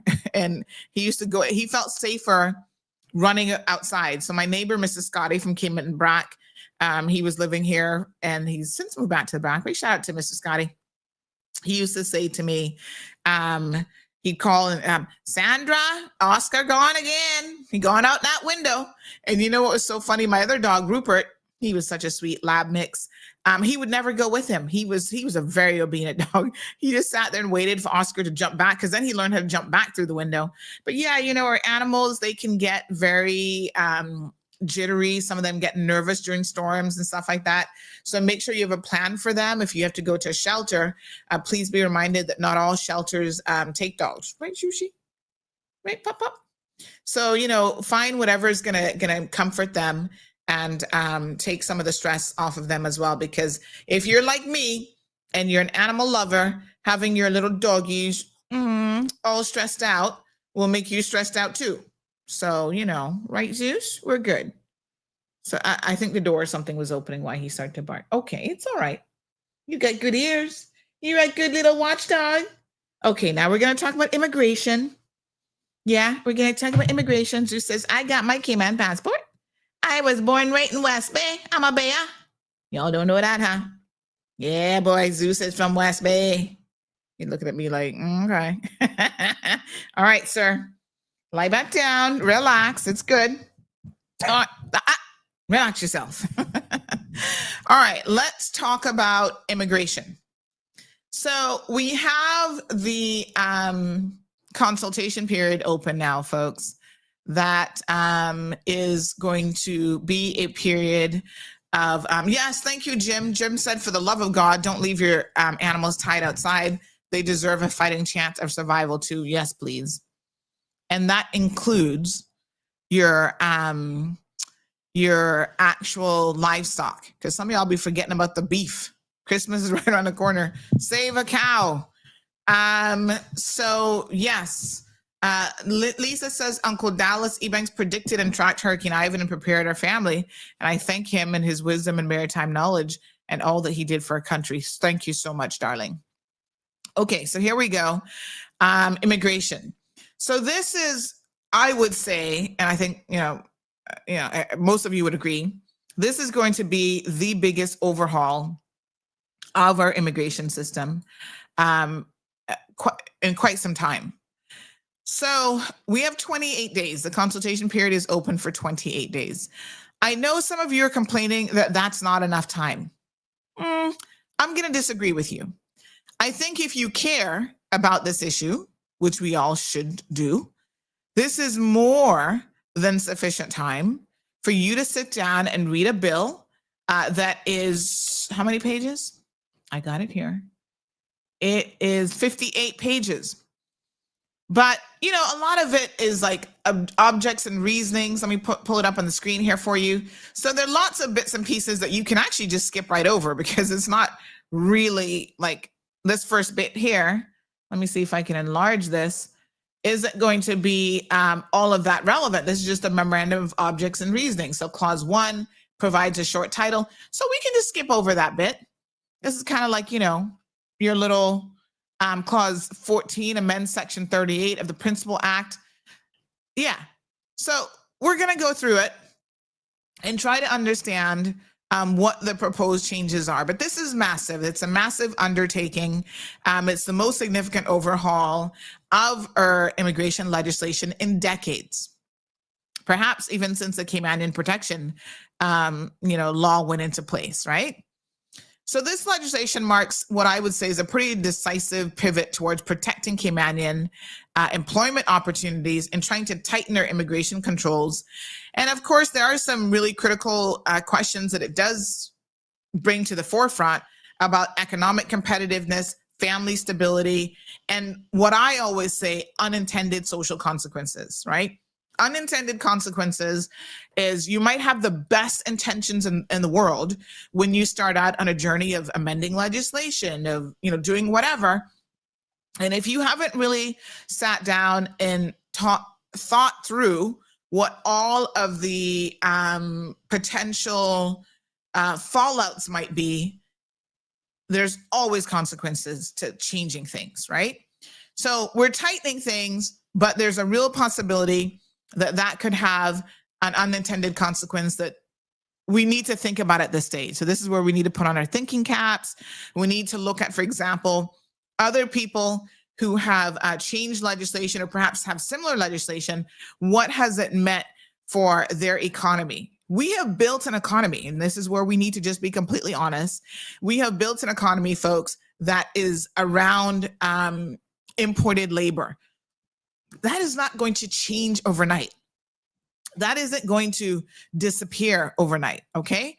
So it's significant that we know and we understand exactly what that means. And I've got some numbers here because even yesterday I heard someone saying something about, let's start putting a cap on the number of people coming in from any one jurisdiction. Some of you, I kind of think you don't always pay attention. I mean, not for nothing, but you really don't, because we have done that before. And that is, I would say, perhaps the primary reason why we had people from like the Philippines starting to migrate and come here, because we were putting a cap mostly on Jamaicans, because we had a lot of Jamaicans coming into Cayman, as we still do. They are highest number by far, right? And then you start complaining about the Filipinos. And I'm like, what is it that you want? I mean, we have to bring in workers. And I think that without a doubt, people who sit back and don't see that is a necessity. We have created a labor force that is largely reliant on foreign labor. That can change, but it's not something that's going to change in 1 or 2 administrations, because it didn't happen in 1 and 2 administrations. It has taken decades now of, building industries and so forth, building our economy a lot quicker than we've even managed to build our population.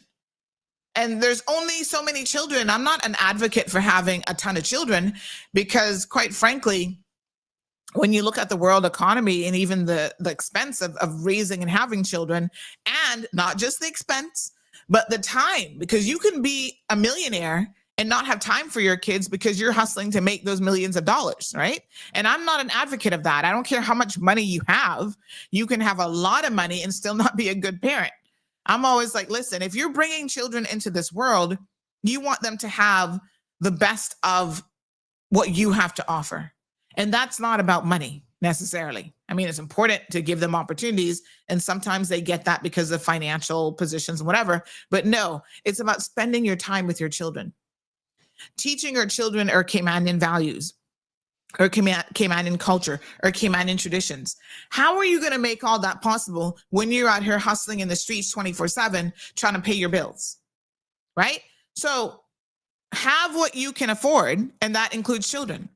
Think about the children that we're bringing into this world and what we want their future to be, right? Yes, we want them to have job opportunities, but the solution isn't to overpopulate, because I'll be honest with you, the most sensible people will never have a ton of children.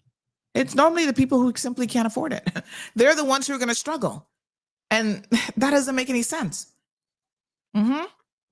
Because their struggle means that we're going to have, children who don't have the opportunities to get an education, et cetera, because they're growing up in environments where they can barely put bread on the table. And no matter what sort of social programs you create, the more people you have dependent on the government the more that's going to impact the quality of life for everyone, including those who are not dependent on the government, because we have to pay for the rest of the people who are. So I hear some of y'all, well, let's just keep mining, let's have more children. No, honey child, that is not the solution. Please and thank you. Okay, so let's look at some numbers here. This is pretty accurate as of yesterday's date. Big shout out to the WRC. I requested this information and they were able to get it to me very, very quickly. So, of course, it's no surprise that the most foreign nationals that we have here in work permits in the Cayman Islands are Jamaicans, over 14,118. The next category is less than half of that, which is interesting. So there's a big jump between 14,000 and 6,955. The next category of workers being from the Philippines. And then the next category after that being from India. Now, I looked at these numbers and I kind of chuckled to myself because at one point it was like Jamaica, Canada, the UK, US. So the numbers have shifted in a very, very interesting way. So yes, we see Jamaica, the Philippines, and India being in the top three categories, but the spread between these are pretty significant. I mean, Jamaicans are at over 14,000. The Philippines is like half of that.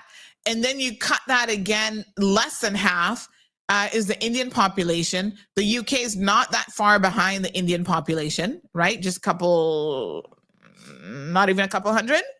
And then we have people from Nepalese, we have Canada next, Honduras, and then the United States. And then we go on and on down the line, right?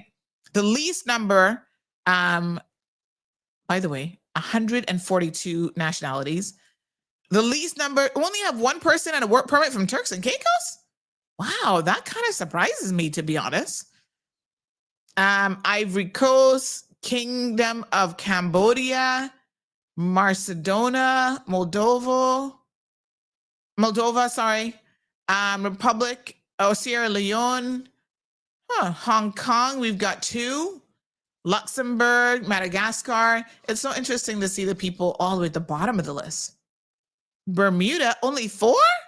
Now that surprised me. I would have expected more than that.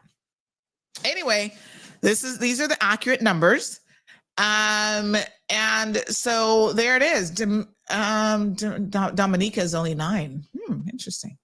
So anyway, yeah, I mean, this is what it is. We got 36 from Haiti, 36 from Ghana, Ecuador is at 36, Thailand is 38, Netherlands is 40, and the list goes on, right? So the top numbers, rounding out with Honduras being in the top 1, 2, 3, 4, 5, 6, 7. In the top 7, we have Jamaica, Philippines, India, United Kingdom, Nepal, Canada, and Honduras. I'm surprised there's so many Nepalese here. I wonder why that is. But anyway, there you have it, right? So regionally, Jamaica is well represented, lots of Jamaicans here. And keep in mind that these are just those on work permits. That does not include people who now have PR. It doesn't include people who have Caymanian status by now. As we know, a lot of our nationalities, a lot of our Jamaican brothers and sisters have now become Caymanians. They've married into Caymanian families, or they already had Caymanian ties. And by virtue of that, they have become Caymanian as well. So this is just your work permit numbers, okay? So when we look at this legislation and what it seeks to do, there's a couple sort of core policy objectives that we can see emerging out of the immigration reforms. The proposed, and it's called Immigration Transition Amendment and Validation Bill 2025. So one of the core objectives that the government has framed with these amendments, they say, and I quote, to address demographic,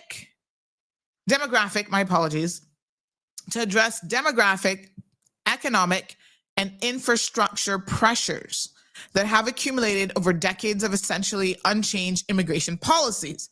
Now that is interesting, because, I'm kind of curious about, and we will have people on tomorrow from the government who will be touching on this, but when they talk about demographic, economic, and infrastructure pressures, exactly what it is that they mean. Obviously, infrastructure pressures we get, right? Our roads, HSA or essential services. Even CUC has admitted that they have been struggling with keeping up with the build out of this country. And, you know, the hotels, they try to do a 3-year plan where in advance of 3 years, they actually will get stuff from planning, proposals of, okay, this new building has planning approval. They submitted an application. This is their anticipated completion date. So then CUC has to go through and try to add more stuff to the grid. I don't know if you guys saw that last interview that we did with Mr. The CEO of Caribbean Utilities Companies, Mr. Hugh, but I would suggest you go watch it because he did a really good job of explaining some of these things in terms of how CUC even plans for growth. So infrastructure growth, which includes Caribbean Utilities Companies, we obviously understand that is really, really important. But other things become important here. And I want to know what exactly they meant by demographic pressures. Is that what we're looking at with this list? Demographic pressures? Like, are they trying to say that we are bringing in too many people from Jamaica, the Philippines, and India? Like, what does demographic pressures mean exactly? So I needed a little bit of clarification, and I'm hoping on tomorrow's show we can get that from the guests that will be in from the ministry, right? So the minister, Mr. Michael Miles, this falls under his responsibility. He has emphasized that the reforms aim to, and again, a quotation here, realign the system with the priorities of Caymanians while preserving our competitiveness and social cohesion. And so we have 3 really overarching goals emerging from the proposed legislative changes, right? Protecting the Caymanian labor market force, all right? So Caymanian labor market protection, that's a key one. The second one is immigration integrity. And the third one is administrative rationalization. So let's talk about the biggest one, which is what most of us think about when we think about immigration reform, Cayman labor market protection, right? Strengthening employment preferences for Caymanians through mandatory advertising requirements, information sharing between government agencies, and restrictions on work permit holder mobility. Now we're going to look at how the law then seeks to address some of those things. So for example, one of the things that is in here is that, you know, a person comes in on a work permit, they can't make any changes within 2 years. That is a very, very interesting change because we know for a fact that there are people who are bringing foreign workers from overseas who actually have zero work for them. They're just getting a foot in Cayman. We have highlighted as some of these people here in the program, some of the victims themselves have called in and said, Miss Sandy, you know, I'm from Jamaica. This Jamaican Caymanian, they have status now, promised me a work permit. Listen to what I'm saying carefully. Didn't promise them a job, promised them a work permit.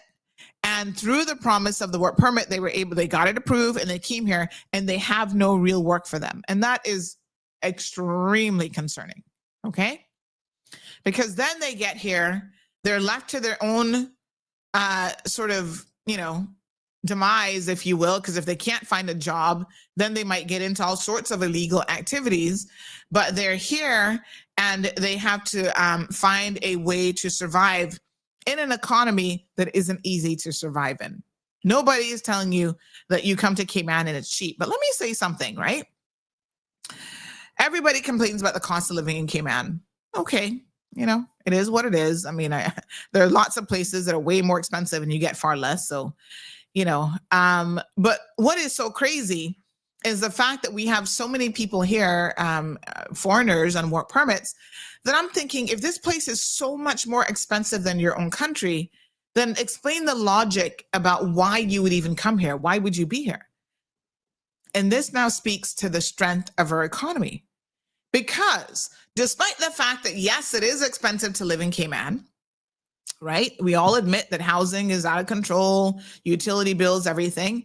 The truth of the matter is, in this country, they still have it better than they do in their own country in terms of what they can make.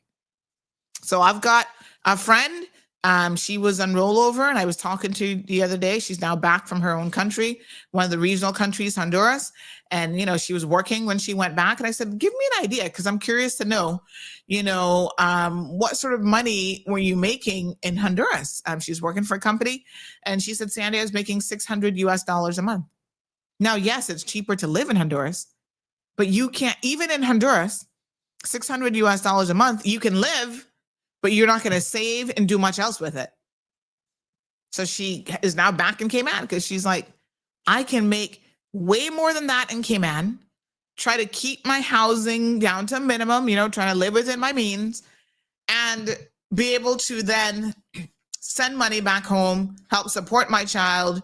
I'm cutting back now and supporting everybody else in the family because, times are tighter. But yes, she will make more than that. Even if someone is just working minimum wage, they're going to make, because that's how much is that in CI dollars? They're going to make more than that, right? And if they can jiggle the housing expenses, sharing it one or two people, and cut back on that, this is what I'm told. I'm not in that situation, but I'm told that they are able to still make it work out in their favor. And that's why they're here, because they can still hustle in Cayman and do okay and have a little bit of money to send back home. Not for nothing, but there are people who come here and make enough money to send back home to their respective countries and build retirement homes and so on and so forth, right?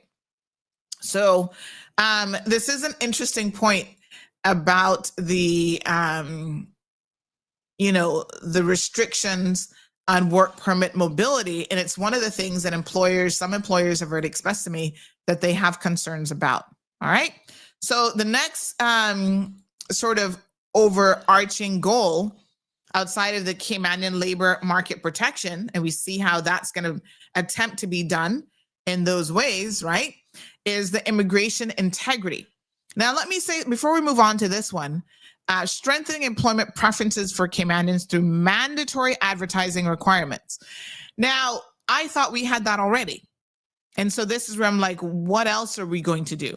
So there is mandatory advertising requirement on the jobs portal. Now, what happens there, and I can tell you this is one of the areas of concern, is there are always these exceptions. So I want us to be very, very careful when we look at what the government is trying to do.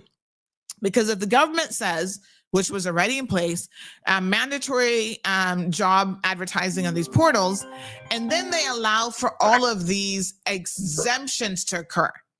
Well, people in this industry don't have to do it, or people at this level don't have to do it. As then people say, what a pint? What is the pint? I need to bring up my little, what's the point? I actually have a little audio with it. You guys are going to love this. But I mean, seriously, what is the point? This is where now I feel like, okay, are you trying to just placate Caymanian people by saying this is what we're doing? But what's really happening here is you water it down so much that it becomes ineffective.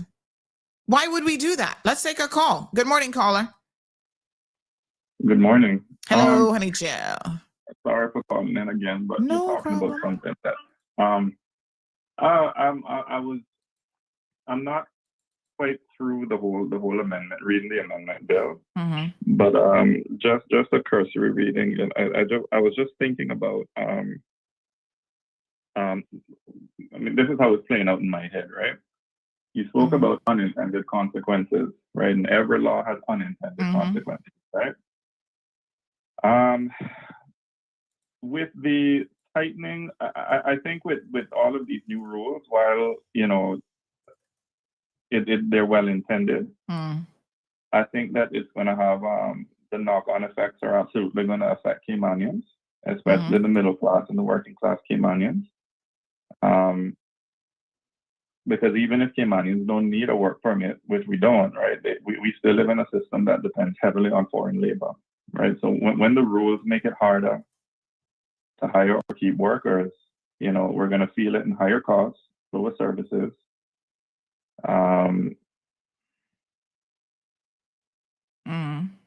And when the law targets expats, we feel that friction, right? That friction trickles down to everybody.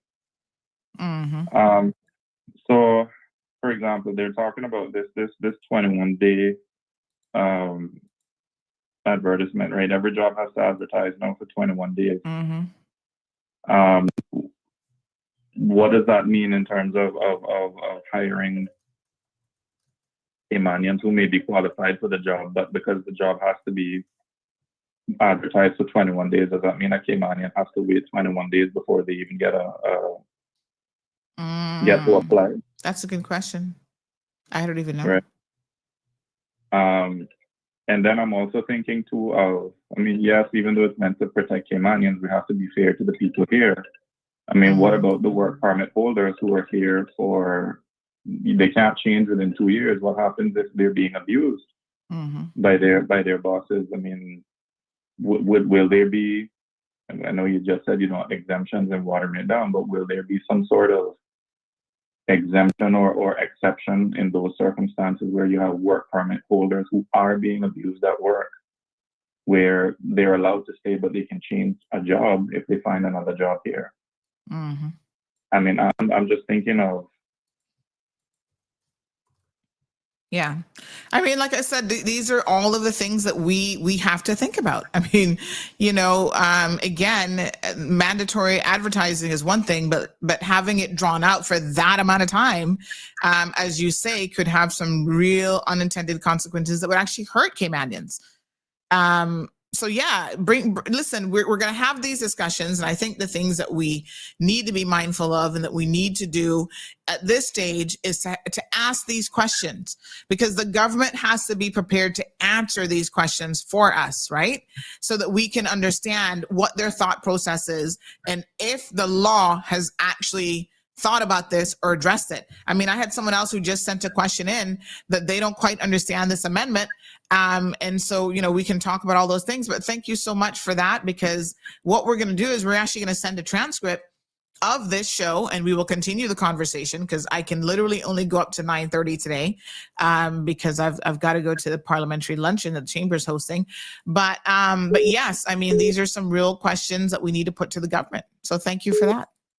All right, no problem. All right, we got another caller in the line. Good morning, caller. Welcome to the program. Hello, caller. Hello. Hi, good morning. Hello. Sandra? Yes, you're on air. Hi, how are you doing, Sandra? Not bad. How are you? Good. I haven't read. Is it me on? Yeah, okay. you are okay. on. It is me. Sorry. I'm about to answer another call now, but yeah, sure. You're on. Sandra, this all begins. I know we've got decades.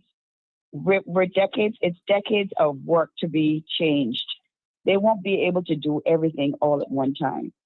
But this goes back to what I used to say years ago. And when I was in education, I used to tell the ministers, take time and go into our schools and talk to our students. One, to encourage and empower them that they are the future of our country. Many of them would not be academically inclined. So definitely we needed a trade school to help them along and make sure, because when Ivan hit, the people that we needed wasn't the bankers, wasn't those, we needed the electrician, the plumbers, the contractors, and everyone else. So I tried to get the government over and over, come out of your chair, Premier, come out of your chair, Rolston. Rolston did a lot of it, but all of them should be doing it. And I've watched over the last couple of years where we just sat, we do meeting after meeting, we put policy in place, but we don't go from where the heart begins. In our primary school, see, when I was going to Savannah Primary, we were brought to the government admin. We knew a lot of how the government was working. Even at a young age, we had visits of different government entities and stuff. We understood a lot of things. And this is where we were taught to love our country, Yeah. Let me just say this, Lisa. We are a little bit limited for time because literally I have to leave at 9:30 today, but I want us to focus on what these changes are proposing. So is there anything specific with the changes that are being proposed that you would say you have thoughts on. Any good ideas, the changes that were being proposed. So let's stick to that. And I want to just remind you, we do have another caller on the line as well. So the idea with this show is we want to be able to give this transcript to the government. No problem. I understand. But what I'm saying is I haven't read the bill yet. So I'll call back on that. But what I do want us take to your remember time and go through it. Yeah. We've allowed husband, wife, daughter, son to come into the country, and all of them get jobs. And we have not been able to do the same thing for our very own people. And that needs to change. So I will read the bill and then I'll come back with my comments after that. Sounds good. Thank you. All right, folks. So it's only 58 pages. And there is a actual summary that you can also see that is very, very helpful. So I want to encourage all of you to have a look through that. And we're going to go through the summary, but today we're a little bit short in time because we want to make sure that we can get to this event on time today. Caller, we got another call on the line. Good morning, caller. Question or comment regarding the bill? Good morning. Good morning from the Bluff. Well, Good morning, the Carrie. actual bill is the 30-something pages, where it is most of what you need to read of relevance. But when it comes to having to vacate your employment and leave the country, you can't leave your employer for 2 years. But nobody, that they're saying that to prevent job hopping, because we had that issue for so long in the years ago, and then it got watered down. The mere fact of that is, in the past, what people did was they just left. If they had an issue with their employer, it was not working out for them, they just picked up and left. And then they started to thin it out. Oh, you can go look another job.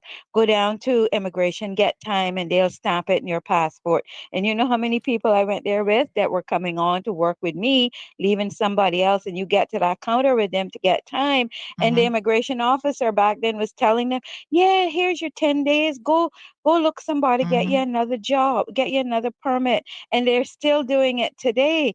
That grace period after you vacate your permit or you got terminated out of your permit is an area, the whole focus of that originally, and this was what we were brainwashed to be told, was that you've prepared to pack up and leave the country during that period. And then it got watered down that you could go and get the time and go and pay for more time if you still didn't find an employer.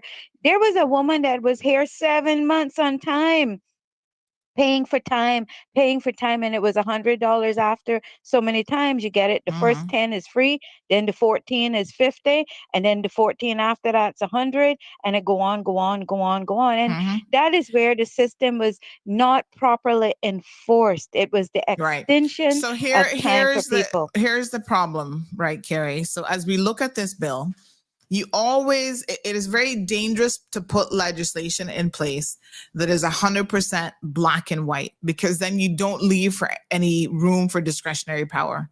So most legislators know that when you write quote unquote good legislation, you don't want to box people in, but it is that very problem. It's a solution and a problem because it has a double-edged sword.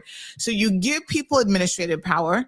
The vast majority of work permits and time extensions are done by administrative staff. This isn't something that goes to the boards. The boards would not have enough time in the day to do all of these things, right? So the question then becomes, with that administrative power as well as administrative discretion, you're relying on people within the WORC system to have good common sense and good understanding and knowledge of the law. But they themselves, well, we would hope so. Well, they themselves appear to be manipulated and perhaps even falling by the wayside when it comes to using their discretion in an appropriate manner. That's what I'm hearing a lot that is happening. Well, there should be no discretionary power anywhere. When it comes to immigration. You can't have a situation where you have zero discretionary power, because then that would have a lot of unintended consequences as well.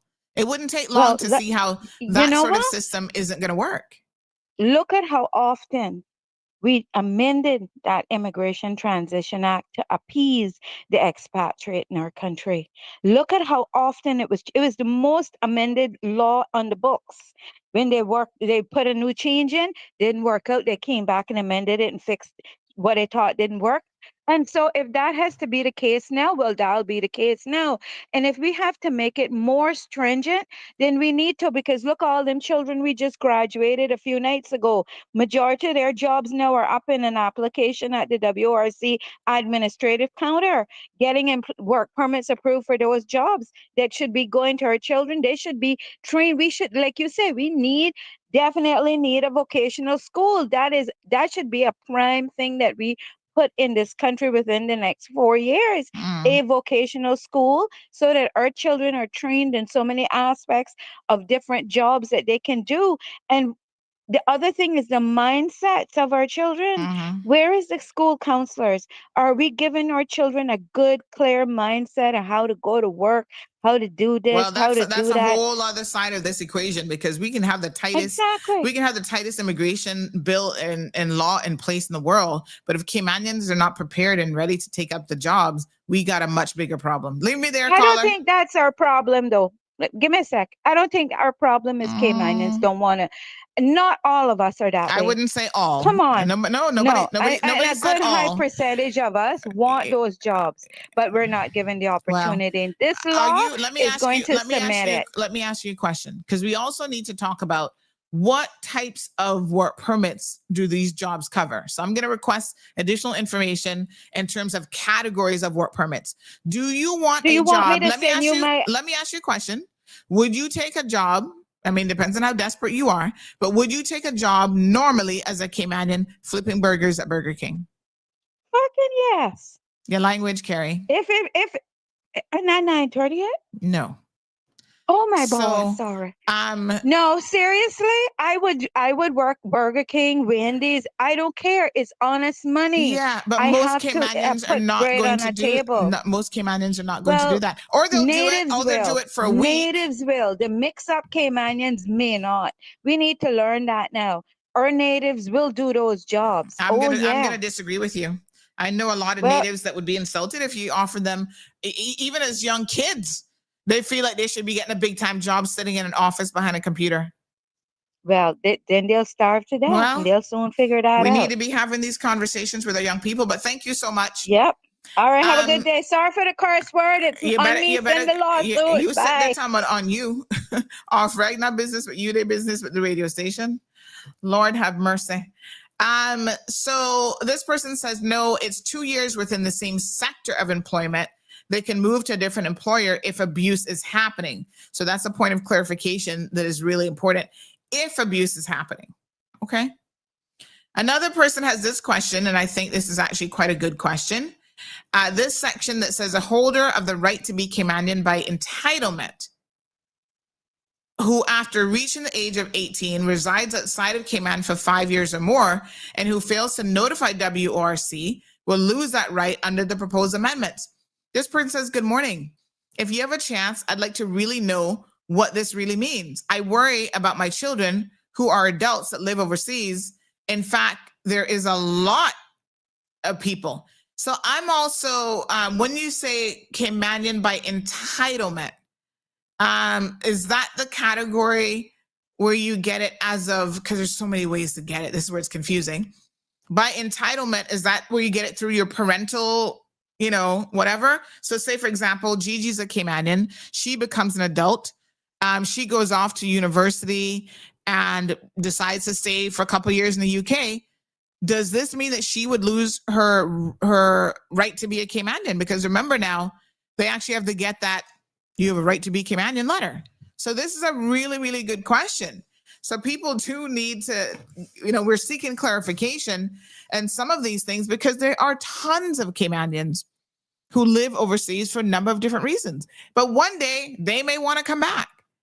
And so do they not become a Caymanian? And these are people with both two Caymanian parents, multi-generational Caymanians.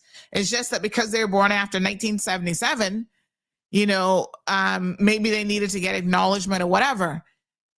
I don't think that that's the same thing, but I'm going to clarify. Because the key thing here that you have to understand is the right to be Caymanian by entitlement.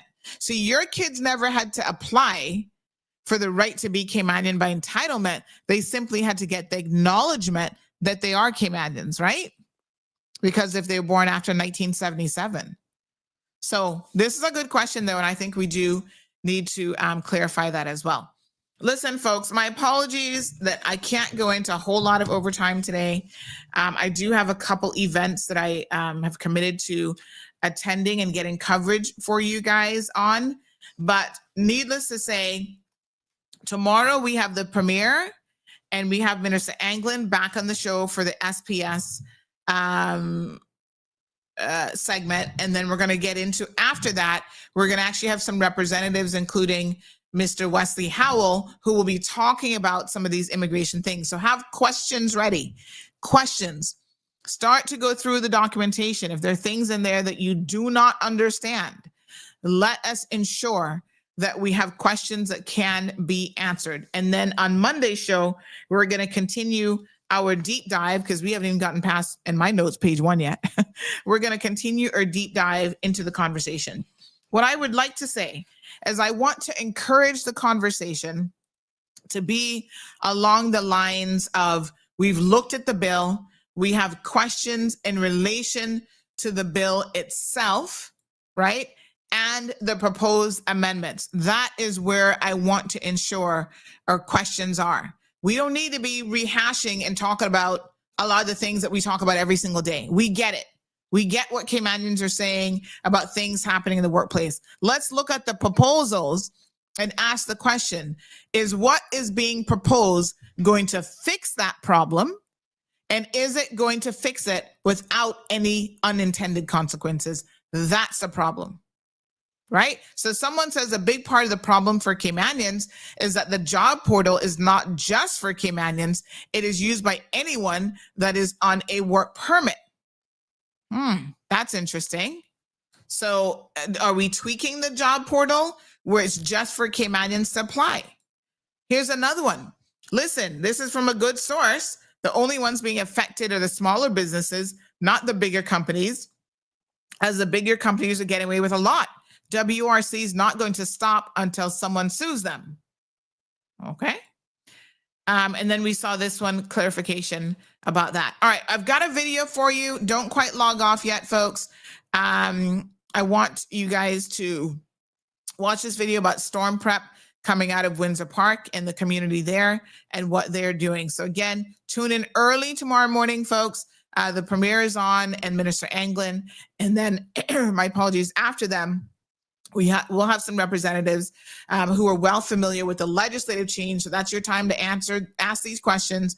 And we put some of the questions asked today to them so that they can clarify some points. And then on Monday, we will continue our in-depth analysis because, like I said, I've only gotten through the first half of my page 1 notes. Next, we're going to talk about immigration integrity. So it is time to do your next set of squats. So please stand up as I'm playing this video. Can you please start doing your squats? Okay, so this is a great time to do your squats. And I can count this time because we're going to play our video. All right, so have a look at this, folks, and then do your squats while this video is playing. Get up, get up, get up. Yes, honey child. Get up and shake it out. Shake those legs. Yes, you've been sitting down. Stand up. And then by the Windsor Park community to take a look at the preparations underway as Cayman braces for potential storm or hurricane activity from what is being tracked as Tropical Storm Melissa. Crews are busy distributing sandbags and making sure that residents are protected in case the system strengthens or shifts closer to our islands. It's all part of the ongoing preparedness efforts to keep our communities safe and ready. All right, so we're here in Windsor Park. We're going to speak to Ms. Heather from the Georgetown South Constituency Office just to get a bit of an update on what they're doing with the sandbags in terms of the storm prep for Melissa. I think she's Melissa, yes. I think it's Melissa, yes. Whatever it is, she's coming. Sandra, thank you for coming over. So yes, so all the bags that you see across there, they pre-prep for the less vulnerable in the community that aren't able, they're not mobile. So we're going to pack them in trucks and deliver, make sure that they're okay. And then we'll be here till 8 o'clock tonight. So basically we decided to come into the community itself. Persons find it very difficult to get to Bobby Thompson. And so with this, we have families on the lunch hour. They have been coming in. And we'll be here till 8 o'clock tonight. Yes. So, and anybody in Windsor Park can come. When Mr. Ruddy ordered the stand, he says it's for the Windsor Park community. And if you're out of Windsor Park, you're welcome. Please come ahead. We even have the guys in the park. They're gone. We even had some police officers today. They spent helping 3 hours. out. Yes, Officer Moore. He was out for 3 hours. Yes. And he helped us pack 100 bags. Wonderful. So I was really, so we have the guys in the community that, that was part of the our community center that they came out and they helped us. So we've been on the go since 12 o'clock. Yeah, okay. Yeah. And then tomorrow now you'll be back out here again. We'll be here all day. All day again. What time, from what time in the morning? From 6 o'clock in the morning. Okay. So that if you want to come up before you go to work. Yep. 6 o'clock until it's all gone. Yeah. You want to ensure. And if you're not able to collect, please call me on 922-2684. We have a delivery offer. Yeah. Opportunity so that we can drop the sandbags off because they're pretty heavy. Yeah. So if you're an elderly person and or shut-ins, yeah. Yeah. Okay. And also we'll be visiting. So if there's a person that needs to get to the shelter, I'll be taking information at the same time. Yeah. All right, folks. So we don't know yet. It's early days. We're not really sure yet, what this storm is going to do, but we're in the projected path even this early on.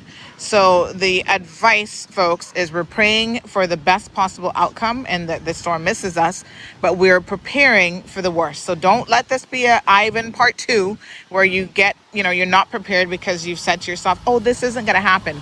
I think history has taught us now, hopefully, that anything is possible, especially with these late season storms. So please, folks, get your sandbags. If you're in low-lying areas, make your necessary preparations so that you are well equipped. Georgetown South Constituency Office representative here to help you. They're on the ground, they're in the community. You can get your sandbags here. If you know that you're going to need evacuation help, don't wait until the last minute. Pre-pack. Go ahead and just get everything done from now. Order your medication so you've got plenty meds on hand, and go through your checklist of things that you will require if you're going to ride the storm out. Of course, it depends on a number of different factors whether you decide to do that. Please tune in tomorrow morning on the Cold Hard Truth because we've got a special guest, first time in the history of the Cayman Islands, Brian Shields, aka Mr. Weatherman. Yes, girl, he is coming on the Cold Hard Truth. Wow. Can you believe that? And one last one before I go. Yes. We have pre-packaged hurricane emergency kits. Okay. Yes. So Ale Thompson was gracious, and a few other sponsors. Dart has donated a lot of hurricane supplies. Oh, wonderful. And again, it's for 200 vulnerable. Yeah, so please don't take it if you don't need it, folks. Leave it for the most vulnerable in the community. That's always important. Don't be greedy. And yeah, they're here to assist and they're here to help. But I'm excited. Mr. Brian Shields will be joining us, and we're going to follow the storm very, very carefully. And of course, we're going to be praying for all of our Caribbean community because regardless of what path this takes, I think it has a real potential to be dangerous. All right, folks, this is Sandy Hill signing off in the beautiful community of Windsor Park. Thank you, Miss Heather. Thank you.